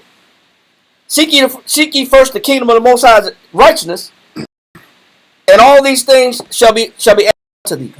There's a matter of priority that should take precedence in your life. And that priority is number one, the Most High. His business. Finish that? Come. It says, as soon as we are risen to pay our adoration to Him. You should be waking up with scriptures. You should be waking up with prayers. Because what are you doing? You're acknowledging the Most High's existence. You're acknowledging that He's there. When you wake up and give the Most High His honor, and you wake up and give the Most High His glory, that's part of you showing that you believe in the Most High. Not I'll pray to the Most High or I'll put Him on the back burner. If I got time, I'll study. If I got time, I'll pray. If I got time, I'll seek the Most High. Well, you know what? You can do that. But when there's a tempest in the water, you're also panicked too. Because you're also disconnected. The scriptures say, be not to and fro with every wind of doctrine. Be not like little children tossed to and fro. You're supposed to be fully vested into the Most High. So regardless of the condition, you're okay. Because you made it a habit. Remember, that character by definition is how you're known based on the habits you perform. Your faith is part of your character. It's habitual. Some people want to wake and bake. Habitually. Man, I can't do nothing unless I get my blunt. I got to roll me one first. That's how I get the day going. I gotta face the day. I need a cigarette when I get up in the morning. First thing in the morning, I need a cigarette. I need some coffee in the morning. I need you can put your mind on chemical substances to motivate you, to inspire you, but them cigarettes ain't gonna help you in tribulation. That's what people say. Man, my nerves are bad. I just smoking. My nerves are bad. Oh, well, you as many as you smoking, you should be cured. Your nerves should be solid by now. Yeah. By the 10 pace years ago. by the pace that you're smoking at, your nerves should be better than anybody else's nerves. You're chain smoking, so your nerves should be the best. If that's true, that's how you know it's not true. It's got the worst damn nerves. Read on. Come. It says to pay our adoration to Him, that their offerings to the Most High, That they're what? that their offerings to the Most High may precede every human occupation. It says that my offering, what I have to give to the Most High, precedes every human what? Occupation. What does that mean? Can somebody explain that? My priority is the Most High. My thought process is on the Most High before it's on my own well-being, before it's on my own family's well-being, before it's on what I got to do, the travails of the days. That's the first and the last thoughts when you read in Psalms 1, meditating the word of the Lord day and night. If my thought process is always in the Most High, there won't be a time where the Most High is forgotten. So even when faith and tribulation comes, I'm already in the spirit of having faith because the Most High has been the first in my mind all day long. I've trained my mind to put the Most High first. Yeah. I've made it a habit to put the Most High first. The Most High is habitual. His word is habitual in my mind. It's habit form. I've formed the habit of putting the Most High first. So when tribulation comes, what's automatic? What's second nature? Boom. Let me call on the Most High. Yep. The Most High he didn't forsake me. What you got? No, you adding on what you had just said, by having the Most High in your mind so much, when tribulation comes, I can say, okay, well, you know what? This is just, what is the Most High trying to get me to see? What's the lesson? That's one. What I was going to say before, because you had talked about, it said the occupation, meaning I have to be conscious of the Most High like it's my flippant job. Because people wake up, we'll go to a job, we'll be early for the job, we'll do this and that for the job, we'll stay early, all these other things. But when it comes to the Most High, we don't do that. So what we should be doing is I should be giving my mind to the Most High even more than it would of a job, a dream job, a career, etc. Because it's way more important than that. Yeah, because you know what we do? We check Facebook, we check emails, we check messages, we check text messages, who texts me. We check the phone. We check the phone, what's going on. Might skim through a little something, see what's going on, see what I missed. The phone is first. Read. Finish that. It says that their offerings to the Most High may precede every human occupation, having the recollection of the Most High for their prompter and leader. It says having the recollection to recall the Most High. Recollection is how you recall the Most High, how you put him in your mind. It says the Most High is your prompter, meaning the Most High is my wake up. He's my motivation. He gets me going. And he's my leader. He's going to give me the direction for the day. I'm seeking the Most High to give me the direction for the day. What spirit do I need to be in? So I'm waking up in the morning in the book so I know what spirit to be in. What do I know? He's gonna guide me and tell me what to look out for. He's gonna steer me. So I wake up with scriptures on my mind so the Most High can give me direction. Okay, Lord, what are you trying to show me today? What spirit am I going to have to fight today? What prepare me for whatever spirit might come against me? Or I'm doubting. I need some strength. I need some comfort. I'm going through something. I'm looking to the Most High as my prompter and my leader. I'm looking for him to give me that instruction. First thing in the morning. This is how great men think. This is what Christ said to do first. This is what Elijah is telling this woman to do first. And we know that woman ain't the woman in the book. That woman is you. You're that bereaved, grieved woman. That's solo. That's us. So let's go back to 1 Kings chapter 17. 1 Kings chapter 17, verse 13. And Elijah said unto her, Fear not, and go and do as thou hast said, but make me thereof a little cake first. We have to learn how to put the Most High as top priority. The Most High has to be number one over all our businesses, all our personal businesses. We got different responsibilities. We have things that we worry about. We got things that we got to take care of. We got things that are difficult. We got things that trouble us.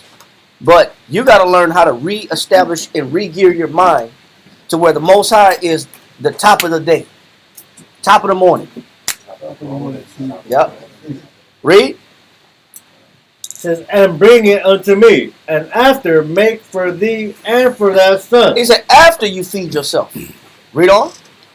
For thus saith the Lord power of Israel, the barrel of meal shall not waste, neither shall the cruse of oil fail, until the day that the Lord sendeth rain upon the earth.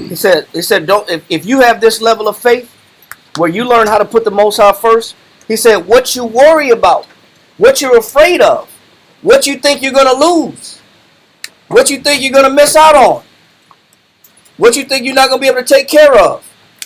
He said it's not going to run out until the Most High brings rain upon the earth. Then he's given her a goodly expectation, like we just read in Matthew Henry. Remember what it said about those that are fully persuaded. Are filled with joy unspeakable and full of glory.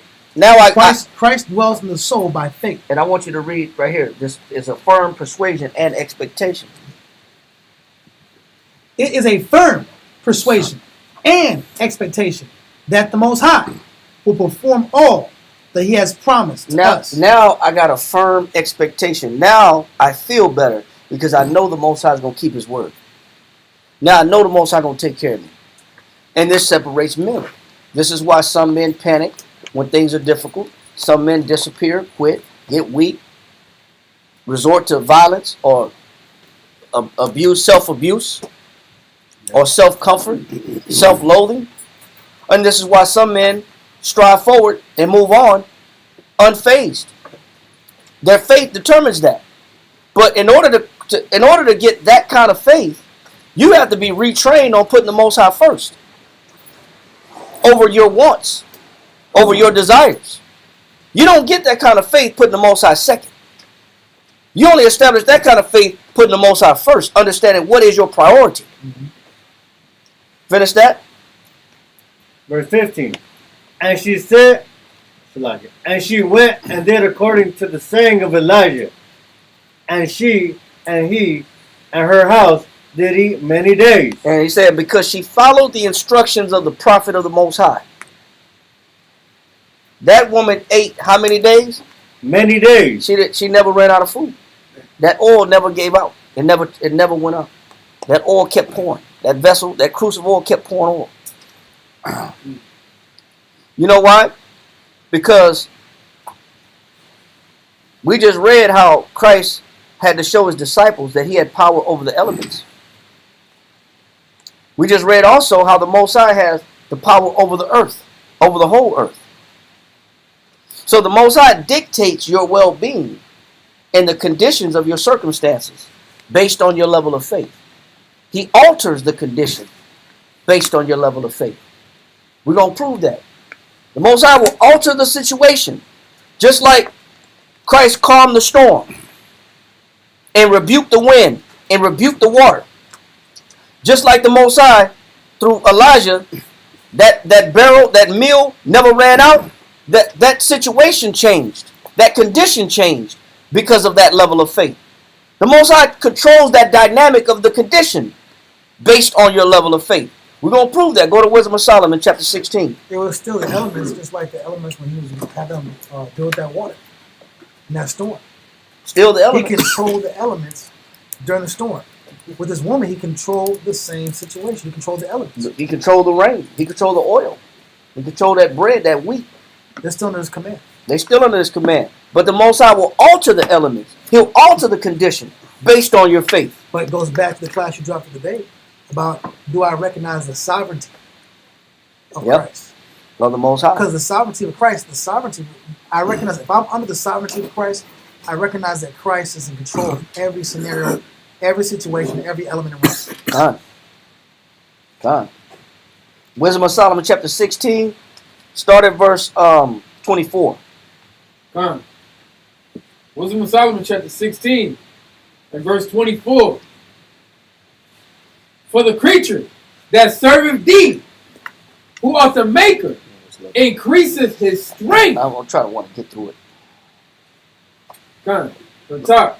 For the creature that serveth thee, who art the maker, increaseth his strength. It says, "For the creature that serveth thee," the Most High is in whose favor? The Most High is actually is in our favor. He actually wants us to win. He says he said he's married unto us as a wife. He's in our favor. He says, "For the creature which serveth thee," the Most High helps us. He aids us. Read on. Who art the maker, And he's the creator. Read on. increaseth his strength against the unrighteous for their punishment. He says, so the Most High, for those that don't believe in him, for those that doubt him, he said he'll increase the what? Their punishment. Go ahead. And abateth his strength for the benefit. It says if the unbeliever is in violation, which they are, he said he'll turn up the fire in their situation. He'll make their condition worse. So who's controlling the temperature? Most High. The Most High is. The Most High is controlling all the elements in your life. Fire is an element. You know, people say you can't stand the heat, get out the kitchen. Well, the kitchen is the Most High's, and everything's the Most High's. He's going to turn it up whether you're in the kitchen or not. Yeah. He's going to turn it up no matter what. If you're opposing his will, then the Most High will alter the condition where it's unfavorable to you. Or the Most High will do what? Read that part again. Time. It says, who art the maker, increaseth his strength against the unrighteous for their punishment, and abateth his strength And for the Most High, benefit. and the Most High will be at peace, or he'll tone down his wrath. He'll turn down his affliction. The Most High will tone it down and make it suitable for you. He'll make the circumstance suitable for you. He'll make the circumstance livable for you. But if you telling yourself, man, I don't know if I can live like this. Don't turn it up. You know what I'm saying? You got to. And you're not putting the Most High first, then the situation about to get crazy. That's when the situation gets stupid. That's when we say, man. That's when we say, well, how worse can it get?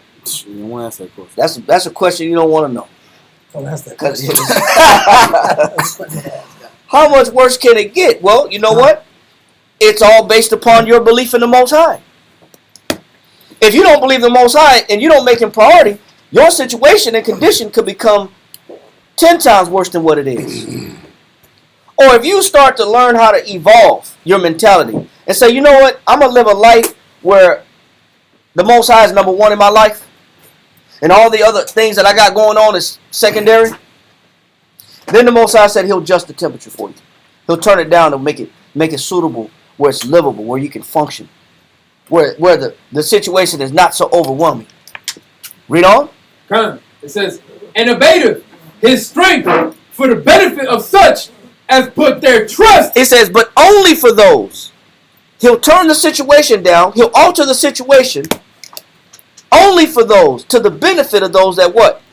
That put their trust That put their what? That put their trust indeed. He says, for those that put their trust in the Most High, what does the Most High do to your life? And abateth his strength. He said he doesn't flex on you. He doesn't come at you difficult, hard. He alters your situation to where your situation goes from raggedy to comfortable. It's bearable. When previously it was intolerable. I couldn't tolerate my situation. I don't know how I'm gonna make it in my situation. Well, if you rearrange your priority, if you recalibrate where you put your trust at, the Most High will turn the situation down for you and where it's favorable for you. It's beneficial to you. But that benefit is only given to those that do what? Put their trust in thee. Go ahead. Come. Therefore, even then was it altered into all fashion. It says, even then was it altered unto all fashion. Who's the one altering your situation? The Most High. Who's the one fashioning your situation and your circumstance? The Most High.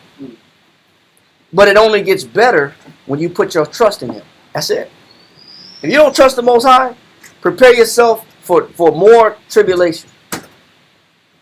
Because I'm gonna have to get the lesson either way. I'm gonna have to get the lesson. I'm extending. It's like math. If you don't like doing math, you need more math till you actually understand. Yep. So if you don't like tribulation, you don't like to deal with faith matters. You have to have more matters that require faith until you understand. Until you yield. If you yield.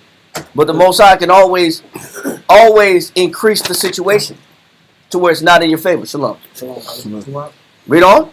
Verse 25. Therefore, even then was it altered into all fashions and was obedient to thy grace. It says your condition based on your faith. He said the condition will be obedient to the Most High's grace. And we know the Most High gives grace to who? The humble. He said, but he resists the who? Proud. So if I'm proud, if I'm full of pride, how does that affect my condition? It makes it worse. It makes my condition worse if I'm full of pride. I just made a hot situation hotter. I just made a bad situation worse if I'm full of pride. Pride is when I don't listen. I don't yield. I make my situation unbearable. Or if I say, you know what, I'm gonna be obedient to what the Most High is asking me. He's asking me to put him priority as number one. Then my situation gets better. He gives me more grace. He extends grace. Read on. Therefore, even then was it altered into all fashions and was obedient to thy grace. That it says that nourisheth all things. Because the Most High controls what? All things. Read on. According to the desire of them that have need. But the Most High will fix my scenario based on my what? Need. Based on my needs. The Most High will take care of my needs if I learn how to put my trust in him. If I learn how to put him first, he'll take care of my needs. That's why Christ said, seek ye first the kingdom of God and his righteousness, and all these things shall be added unto thee. These are lessons that should have been taught from a long time ago. I should have learned this from the very beginning of my discipleship. For me becoming a disciple, this should have been the first instituted lessons. Put my trust in the Lord. Trust in the Lord with all that might, and he should direct that path. These are things that I should have learned from the beginning. Curses the man that trusteth in man and make it flesh his own. These are things I should have learned from the beginning. I got to put my trust in the Most High first. He takes priority over everything else. Read on. That thy children, O Lord, whom thou lovest, might know that it is not the growing of fruits that nourisheth man. It's not me putting in all kind of work, making sure I get my fruits. I got my fruit stable. I got my refrigerator full. I got my deep freezer full. I'm eating good. He said it's not the growing of fruits, which labor is how you acquire these fruits. He says it's not the growing of fruits that do what? That nourisheth man. Yeah, that don't take care of you. A job is not going to take care of you. A job is just work. It's not going to take care of you. It's not guaranteed happiness. it's temporary. There's a lot of people that work and hate their job. Yeah. And they hate going to work every day. A job just fulfills the need to pay bills, pay taxes, and take care and have a roof over my head. And buy the things I need. He said, but life is not guaranteed by the fruits, whether it be the fruit of your labor. Read on. But that it is thy word. It's me being obedient to what? Thy word. It's me being obedient to his word. Go ahead. Which preserveth them. It does what? Preserveth them. What preserved the lady in the book of 1 Kings 17? Thy word. No, it was her following Elijah's commandments. He said, go feed me first. Go prepare my meal first. He said, and your meal should never run out. It should never wax old. Being obedient to what you're told is what preserves you. You can make whatever type of adjustments you want to make in life. That doesn't guarantee preservation. You can make whatever type of alternative means to take care of yourself. Doesn't guarantee preservation. You can have whatever plans you want set up. Doesn't guarantee preservation. He said, that being obedient to his word, therefore, then you're restored and granted with preservation. That's what preserved that woman during the time of a famine. She was obedient. Read on. But that it is thy word which preserveth them that put their trust in thee. And it goes back to trust, man. It all goes back to faith. Your condition goes back to faith. Your situation goes back to faith. Your circumstance goes back to faith.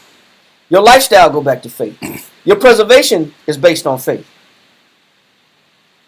How bad you suffer is based on your faith. The temperature of the suffering is based on faith. You coming out of the suffering is based on faith. How you look at the suffering is based on faith. It all goes back to faith. Read on. For that which was not destroyed of the fire, being warm with a little sunbeam. He said the Most High altered the elements like Christ messed with the elements. Like Christ controlled the elements, the Most High controlled the elements. He said he'll make hell survive and he'll make fire survive in the middle of a hailstorm, an intense heat, and still stick together. But a little bitty sunbeam will hit it, and it does what? Read on. Soon melted away. It says, how can a piece of hell survive being mingled with fire and not melt, but melt away with a little bitty sunbeam? How is that possible? Where hell could be commingled with fire and it not dissolve, and it not burn, or not melt, but a little bitty sunbeam come up and it melt. He's showing you who's controlling what. Who's controlling the elements? Who's controlling the conditions? Who's controlling the situation? The Most High is controlling everything around me. I just don't see it. I just don't understand it. I just don't know it.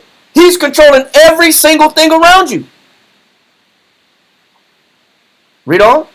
That it might be known that we must prevent the sun to give thee thanks. He said that you got to get up in the morning before the sun come up. You can't stop the sun. What he's saying is you got to get up before the sun come up to give the Most High what? Thanks. That means I got to acknowledge the Most High first. Before the sun come up, I got to acknowledge the Most High and his power. What else? And at the day spring. And when the sun does come up, I got to be thankful to the Most High before the sun come up. And when the sun does come up, I got to be doing what? Pray unto thee. I got to be doing what? Pray unto thee. That's how you got to put the Most High first. You got to start your day off with the Most High. Before the sun come up and when it come up. By the time the sun come up, you're in prayer. Before the sun come up, you praying and you giving thanks to the Most High. You praising the Most High with thanksgiving. If you do that, you'll watch your condition become tolerable. You'll watch your condition become favorable. But too many times, you live an unsatisfied life because you don't put the Most High first. You play too many games.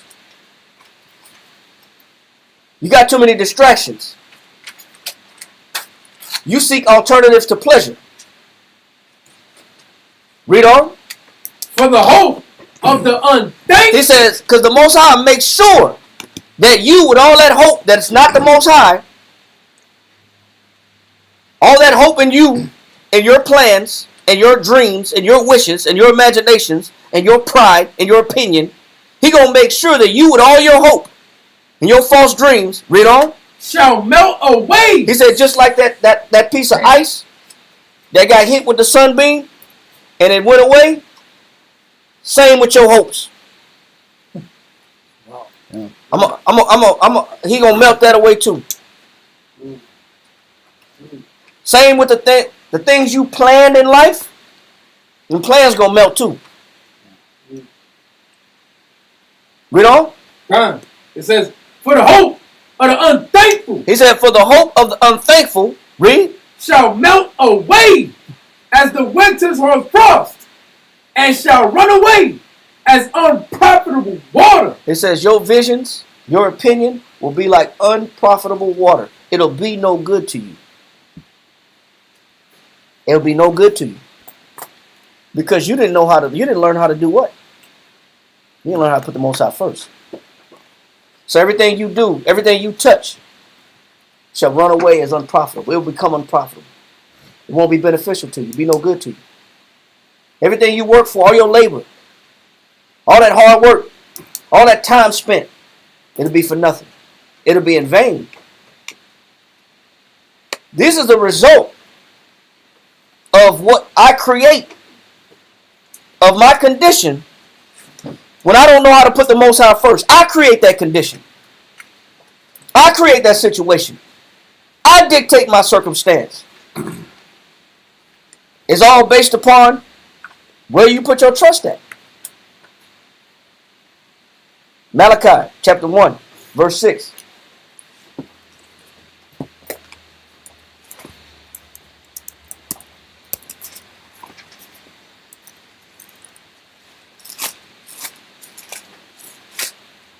Read that.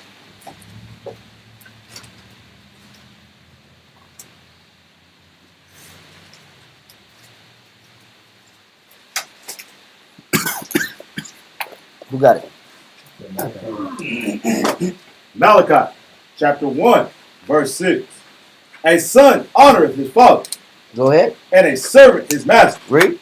If then I be a father, where is mine honor? Read. And if I be a master, where is my fear? Where's my respect, man? Where's my honor? I thought you put your family first. Family not first. I'm first. Yeah. You put your business first. That's not first. I'm first. The Most High's first. Read on. Saith the Lord of hosts. Who said this? Saith the Lord of hosts. Whose priority? The Lord of hosts. Read on. Unto you, O priests, that despise my name. Remember, you're supposed to be a kingdom of priests and a holy nation. The children of Israel is a kingdom. They have a responsibility. That's the Most High's expectation. You're supposed to be a kingdom of priests and a holy nation. We're all supposed to do the service of the Most High. All of us. Bound by servitude.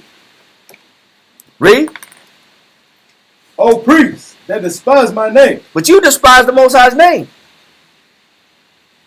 How? Read. And ye say, wherein have we despised thy name? How have I despised the Most High's name? I read the Bible. I go to class. I listen to scriptures. I meditate. I send up prayers. How have I despised the Most High name? Read. Ye offer polluted bread. You offer what? Polluted bread. Man, you don't give me that bread I asked for. Like Elijah asked for that bread and that water. Give me mine first. Give me mine first. He said, you give me polluted bread. You hit it with that mix. You hit the Most High with the oopty wop. That ain't the real bread, man. That ain't good bread. Yeah, we try to finesse the Most High, man. Hooly gooly, man. We try to get the Most High what looked like bread. He said, man, that's polluted bread. You ain't give me the best of your bread. Like the Most High don't know what fresh bread look like. You don't know what fresh bread look like? Don't you know when you open up a loaf of bread, don't you squeeze the bread first? What do you squeeze? Why do people squeeze the bread first? Bounce back. They see if it's stale. Yeah. If that bread don't move, that bread got too firm. That bread hard. I want that bread. That bread get hard. Man, that's duck food. That's fish food. You throw that to the birds. Then you open the bread and then you smell it. Yep. Then it hit you with that sour smell. Then you look at the color, you pull it out and it's got green on it. Like the Most High don't know what stale bread look like. Spots. Like he don't know what it smell like. Like he can't dictate what's fresh or not. You get a Most High this old ass offering. You give him the butts of the bread. You give him the 2 butts at the bottom of the loaf. It's dry. That's all that's left. You try to make a sandwich that, you know, the butts always break apart. Yeah. They never stick together. They just try to toast it so it can stick together. Eating 2 ends. Read on. God, ye offer polluted bread upon mine altar. Go ahead. And ye say, wherein have we polluted thee? Where have I done you wrong, Lord? How have I done you wrong? How have I given you bad bread? Read on. In that ye say, the table of the Lord is contemptible. Because you despise the service that I ask of you.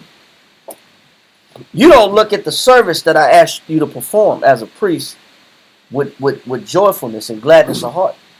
You don't enjoy what you do for me. That's why that bread is polluted. You don't like the work you do for the Lord. You don't like the services that's being asked of you from the Most High. That's how you give polluted bread. You complain about your job for the Lord. That's how you give polluted bread. You question, does it have to be this way? Can we do something else? I don't give my whole heart to what I'm doing for the Lord. That's how you show the Most High that I'm giving you polluted bread. That's how you show the Most High you despise him. Read. And if ye offer the blind for sacrifice. It said, and if you offer the blind, you offering blind animals for sacrifice? Mm. You giving me blind animals on the altar? Read. Is it not evil? He said, ain't that evil? Why wouldn't you give me the best of what you have to offer? Why would you give me that which is no good anyway?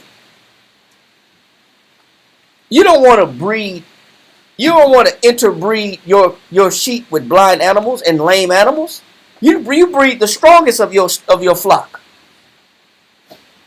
You gonna save the strongest for your flock to breed. Them lame ones, why would you give that to the Lord?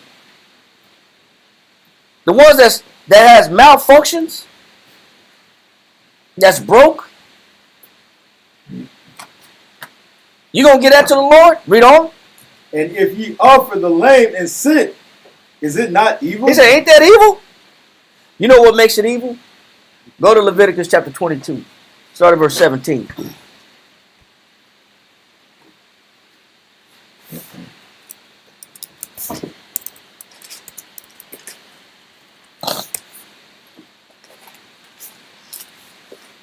Go to Leviticus chapter 22. Start at verse 17. Read that. God. Leviticus chapter 22 and verse 17 reads, And the Lord spake unto Moses, saying, Speak unto Aaron and to his sons and unto all the children of Israel. He said he's talking to the priests and to who? Children of Israel. He said all the children of Israel. He's speaking to everybody. Who else? Read. And say unto them, Whatsoever he be of the house of Israel, or of the strangers in Israel, that will offer his oblations for all his vows, and for all his freewill offerings, which they will offer unto the Lord for a burnt offering. Go ahead. Ye shall offer at your own will a man. Hey, nope. Salakia.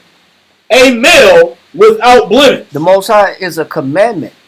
You know what makes what you give the Most High evil?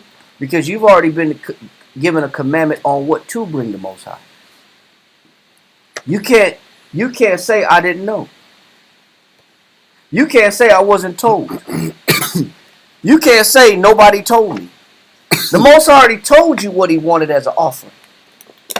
He said, make sure you tell all the children of Israel and the priests and the strangers that when they present an offering to me, a free will offering, and they present a male, that it be what? Ye shall offer at your own will a male without blemish. It said it better not have no what? Blemish. Go ahead. Of the beeves, of the sheep, or of the goats. Read. But whatsoever have a blemish. He said whatsoever have a what? Blemish. Read. That shall ye not offer. For it shall not be acceptable for you. It says, for it will not be what? Acceptable for you. The Most High said, if you put anything on the altar that's less than qualified as an acceptable offering, he said, I'm not taking it.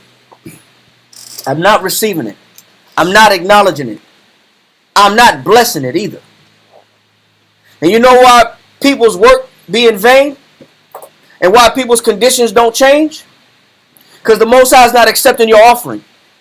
Because you give the Most High complaints. You give the Most High polluted bread. You give the Most High the least of your efforts, not the best of your effort. You give the Most High crumbs compared to what you give the rest of your life and the rest of your decisions. You put your priorities first. You put the max amount of your strength to the things that you got planned in your life. You give the leftovers to the Most High. That's what makes it evil. Because you've already known and been told what's an acceptable offering and what's not. That's what makes it evil. Because you already know the Most High wants the best of the best. He wants the best of you. That's why you got to start off in the morning giving your mind to the Most High. At night giving your mind to the Most High. The Most High got to be priority. Read on. Come, for it shall not be acceptable for you. And whosoever offer a sacrifice of peace offering unto the Lord to accomplish his vow, or a free will offering in beeves or sheep, it shall be perfect to be accepted. There shall be no blemish therein. He said, it shall be, if you offer a free will offering or a peace offering, that peace offering is to establish atonement for sin and to acknowledge the relationship with the Most High, to establish a relationship with the Father. If you're going to bring an offering to the Most High that you want him to acknowledge and you want him to bless in return for your offering, he said, it better be without what? Blemish. It better be without blemish. That means everything you do for the Lord must be without what? Blemish. And every offering you present to the Most High better be without blemish. All your works better be without blemish. But yet we give the Most High the least of our efforts. And then we wonder why the Most High don't acknowledge us. We wonder why the Most High is not changing our condition, why we've been in the same condition for a long time. You know why you've been in the same condition for a long time? Because the Most High is not acknowledging your work.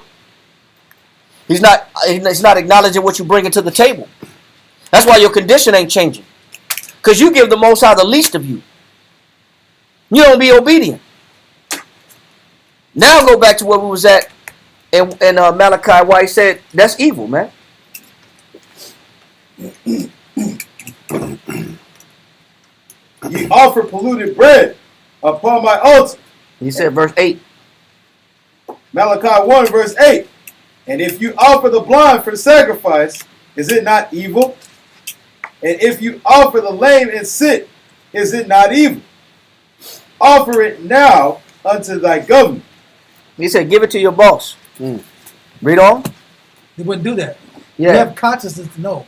You wouldn't do it because it's embarrassing. Yeah, you know, You're not gonna accept it. if you bring old food to a cookout at your job, and you bring rotten, spoiled food, you ain't gonna have no job, because they're not gonna have that. They're not gonna have that, man. Oh, you trying to poison everybody? You out of here. He said you wouldn't do this to your boss. You wouldn't do this to your governor. So why would you do it to me? Is your boss more important than the Most High? Because you know when it's time to bring something to the job, to the cookout, you make sure you got the cupcakes and individual wraps. You got the cupcake holder. You got the bundt cake pan.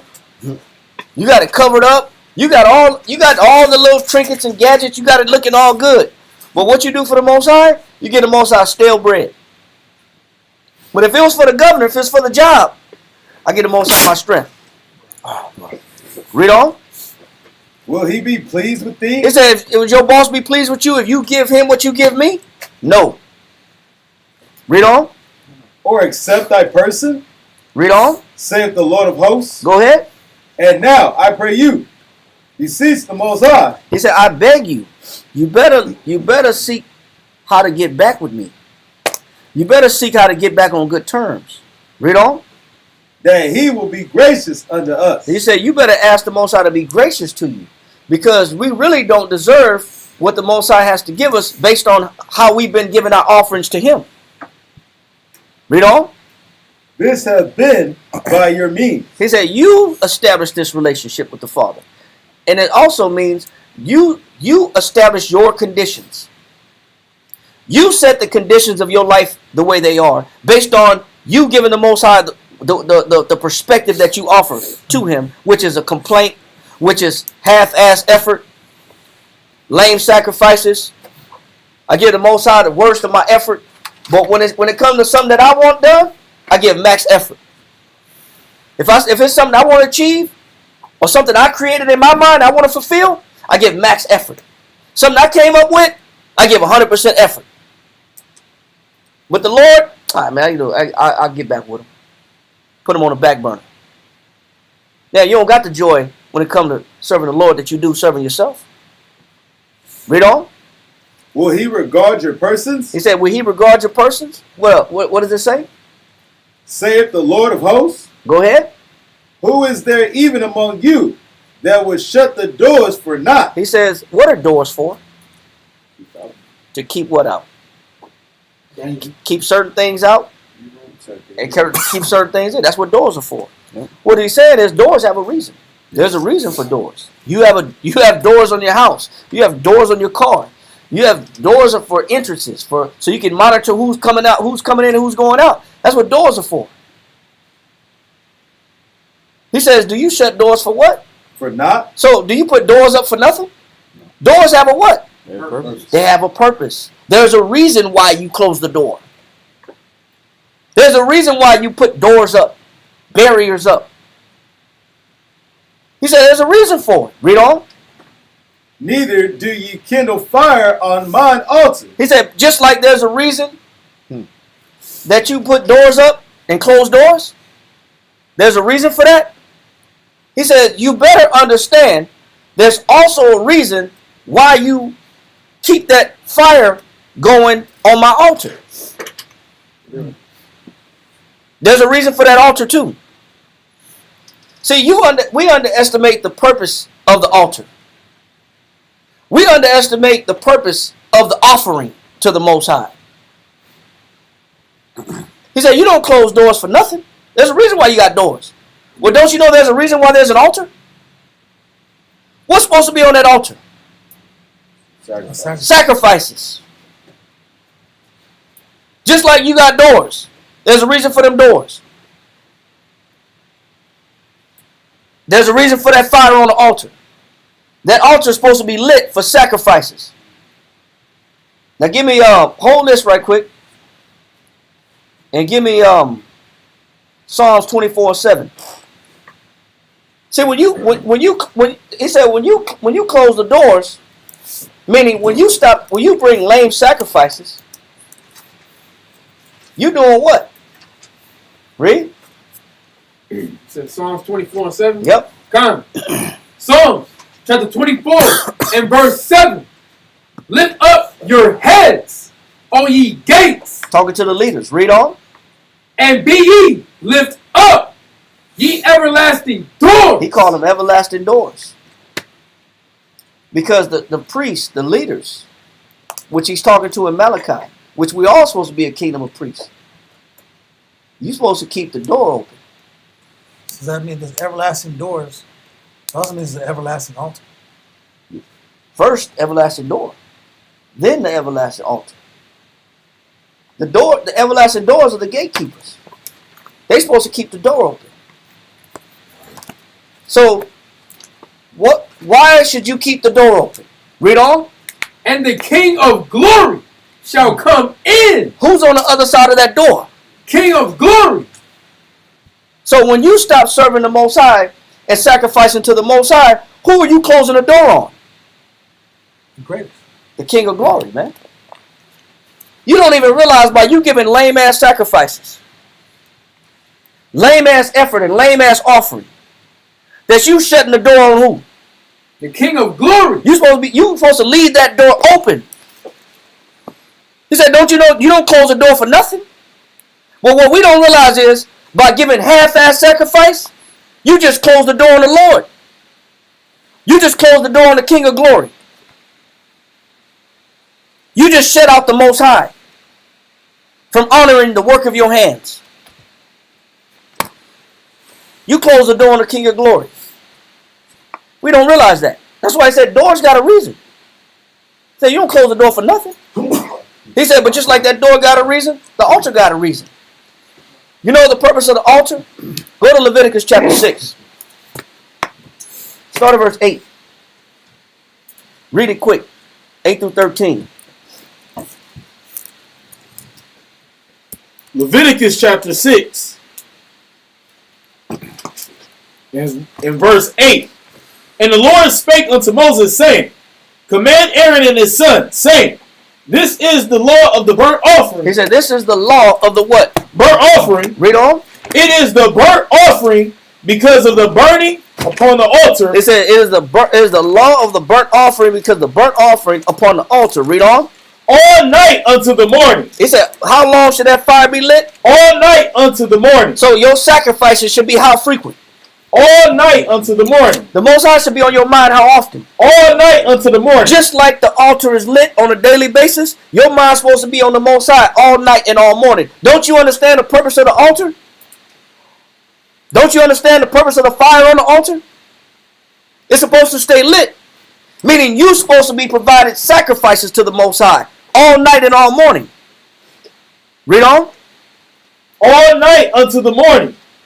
And the fire of the altar shall be burning in it. And the priest shall put upon his linen garment and his linen breeches. You're supposed to be doing the work of a priest. You're supposed to be going to work. Making sure the fire is lit. Making sure that offerings are put on the altar. Making sure the sacrifices are being made. Read on. And his linen breeches shall he put upon his flesh, and take up the acid which the fire have consumed with the burnt offering on the altar, and he shall put them beside the altar, and he shall put off his garment, and put on other garments, and carry forth the ashes without the camp unto a clean place. And the fire upon the altar shall be burning in it. It shall not be put out. This fire shall what? Not be put out. Should this fire that's on the altar ever be put out? Not be put out. Read on.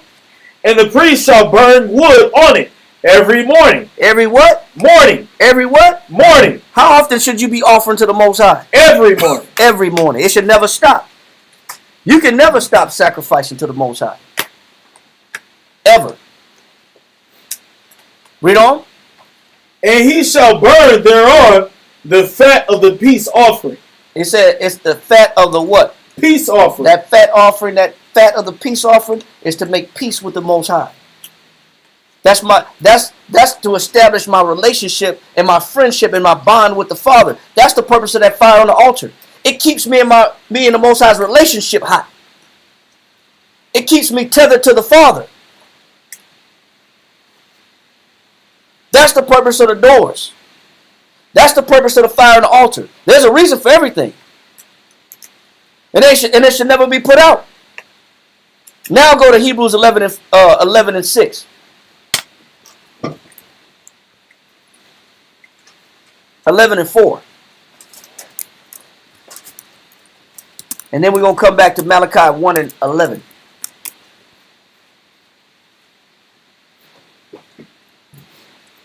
Or 1 and 10, actually. Read that first in Hebrews 11 and 4. Hebrews 11, chapter 4. By faith, Abel offered unto the Most High a more excellent sacrifice than Cain. Read it again. By faith.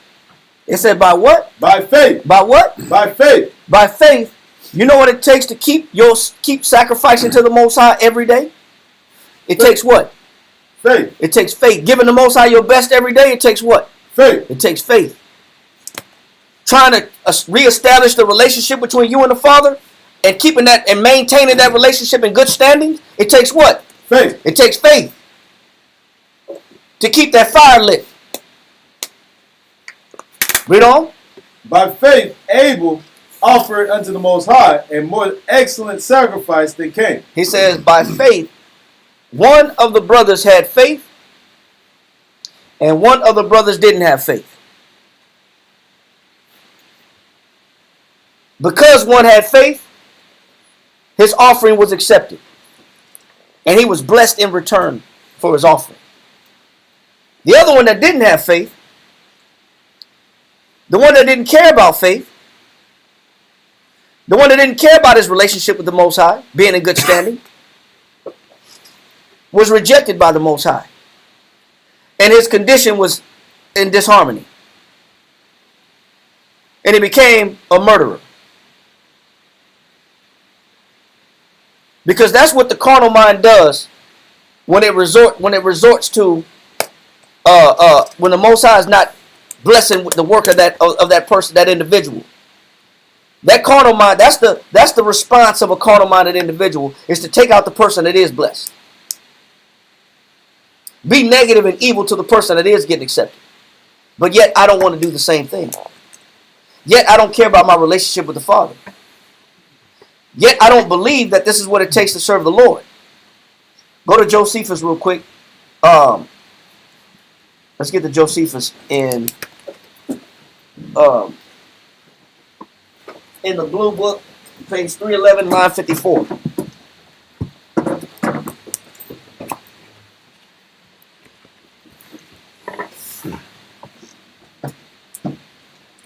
Line 54. Hold on. Let me get this first. Let me make sure.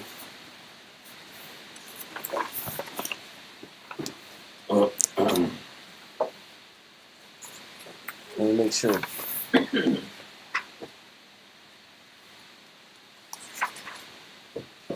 No, I'm sorry. Page 31, line 54. Page 31, line 54.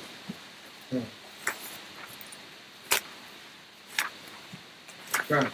That's book 1, chapter 2, paragraph 1, line 54. Read that. Okay. It says, they have resolved to sacrifice to the Most High. Now Cain brought the fruits of the earth and of his husbandry. But Abel brought milk and the first fruits of his flocks. He said he brought the what? He brought the first fruits of his flocks. He brought the first fruits of his flock. Meaning he brought the what? That's the best. The best of his flock. The strength of his flock. He didn't give the Most High no lame sacrifices. He gave the Most High the best of his flock. Even before we read that it was a law to bring an unblemished offering to the altar. Even before it was a law. He gave the Most High the best and the firstling of his flock. The strength of his flock. He put the Most High first. He knew what was priority. Read. But the Most High was more delighted with the latter oblation. With Abel's oblation than Cain's. Read on. When he was honored with what grew naturally of his own accord. Go ahead. Than he was with the invention of a covetous man. Read. And gotten by force in the ground. Read. Whence it was that Cain was very angry. It said, and the result of you not putting the Most High first and not caring enough about the type of sacrifice that you do for the Lord, what will be the condition of your life? Very angry. That's a lesson in the reward of an ungrateful, unthankful individual that doesn't understand priority. Then your life going to be angry and full of bitterness. You're going to be full of anger and resentment. Because you didn't learn priority. You didn't learn what should be first. You didn't care about your relationship with the Father enough. You complained when it came to sacrifices. You despised the service of the Most High. Read on. Cain was very angry that Abel was preferred by the Most High before him, and he slew his brother and hid his dead body. So we already know what happens when that person's in that state of mind. You're gonna try to remove the person that is getting blessed, or have a negative object of contempt. That will be the object of contempt in your eyes. I hate that individual. Why? I hate that brother. I hate that sister. Why? Don't you understand what's priority? Don't you got the same opportunity? You already got an understanding of what the Most High accepts. Why give the Most High less than? Why give the Most High a subpar effort? Don't be angry if your life is not suitable to you. The Most High is fair. He's balanced. Matter of fact, go back to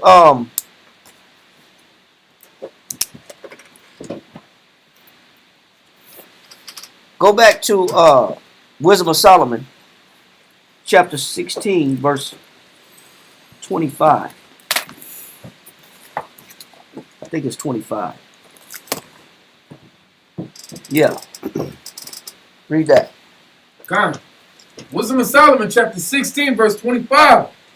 Therefore, even then was it altered into all fashions, and was obedient to thy grace, that nourisheth all things, according to the desire of them that had need. To the Most High, he's checking out the rewards that you get based upon how you offer your offering to him. And this is why the scriptures say, if you sow sparingly, you shall what? You shall also reap sparingly. But if you sow bountifully, you shall also reap bountifully. You get what you give. The Most High, he's only giving you what you offer him. Based on what you offer him. He's balancing your condition based on your offering. It's self-made. You create the relationship between you and the Father. Give me that Proverbs real quick, chapter 11, verse 24.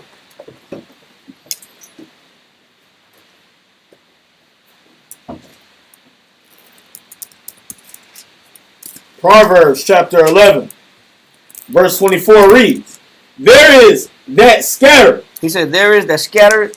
There's a person that gives away, got a cheerful heart. They give to the Most High liberally. Read on. There is that scattered. Go ahead. And yet increaseth. And yet that person that keep giving to the Most High, the one that's cheerfully giving to the Lord, they keep doing what? Increase. It's almost like the more they keep sacrificing, the more they keep doing what? Increase. The more they keep gaining. Yeah. It's like, damn, the person, he keep giving and sacrificing, but he keep coming up. How is this possible? What is he doing? His efforts and his work is multiplying. I wonder why. How is it possible that the person that's joyfully willing to lose and sacrifice and keep giving to the Most High with a joyful and upright heart, a pleasant heart, love giving, doing the work of the Most High, how does that person keep coming up? Read on. There is that scattereth and yet increaseth, and there is that withholdeth more than is meet. Then there's the penny pincher. Then it's the one that I'll give a little bit, but I got to make sure I got enough for me. Not like that woman that was the widow woman in 1 Kings 17. Not the one that only had the cruse of oil and said, man, I ain't got enough for you, Elijah. Not that one. Because that one is the hoarder. I got to make sure that I save my strength for myself. I got to make sure that I save my efforts for the plans that I have on the side. I get serving the Lord, but that's not my ultimate goal. I got to make sure I preserve the things that I work for my real vocation or obligation or desires. So I'm gonna give the Most High just a little bit. Like Cain. Cain still gave an offering. Yeah. But he didn't give the Most High the best of his offering. It says Cain in a Josephus. It said Cain was wholly intent on gain. That was his whole intent. That was an obsession. That was his obsession, getting. So it's some that just they're in I gotta reserve my strength mode. I gotta preserve my strength mode. I'll give the Most High the little I got left. Read on. And there is that withholdeth more than is meet, but it tendeth to poverty. It says it tended to what? To poverty. To poverty. To poverty. Meaning they still end up what? Poor. This is a grand paradox. This is a great paradox of giving, of how you give your offering to the Most High. Some people give sparingly, and they still be broke. Some don't mind losing for the Most High, and they give to the Most High the best of what they have to offer.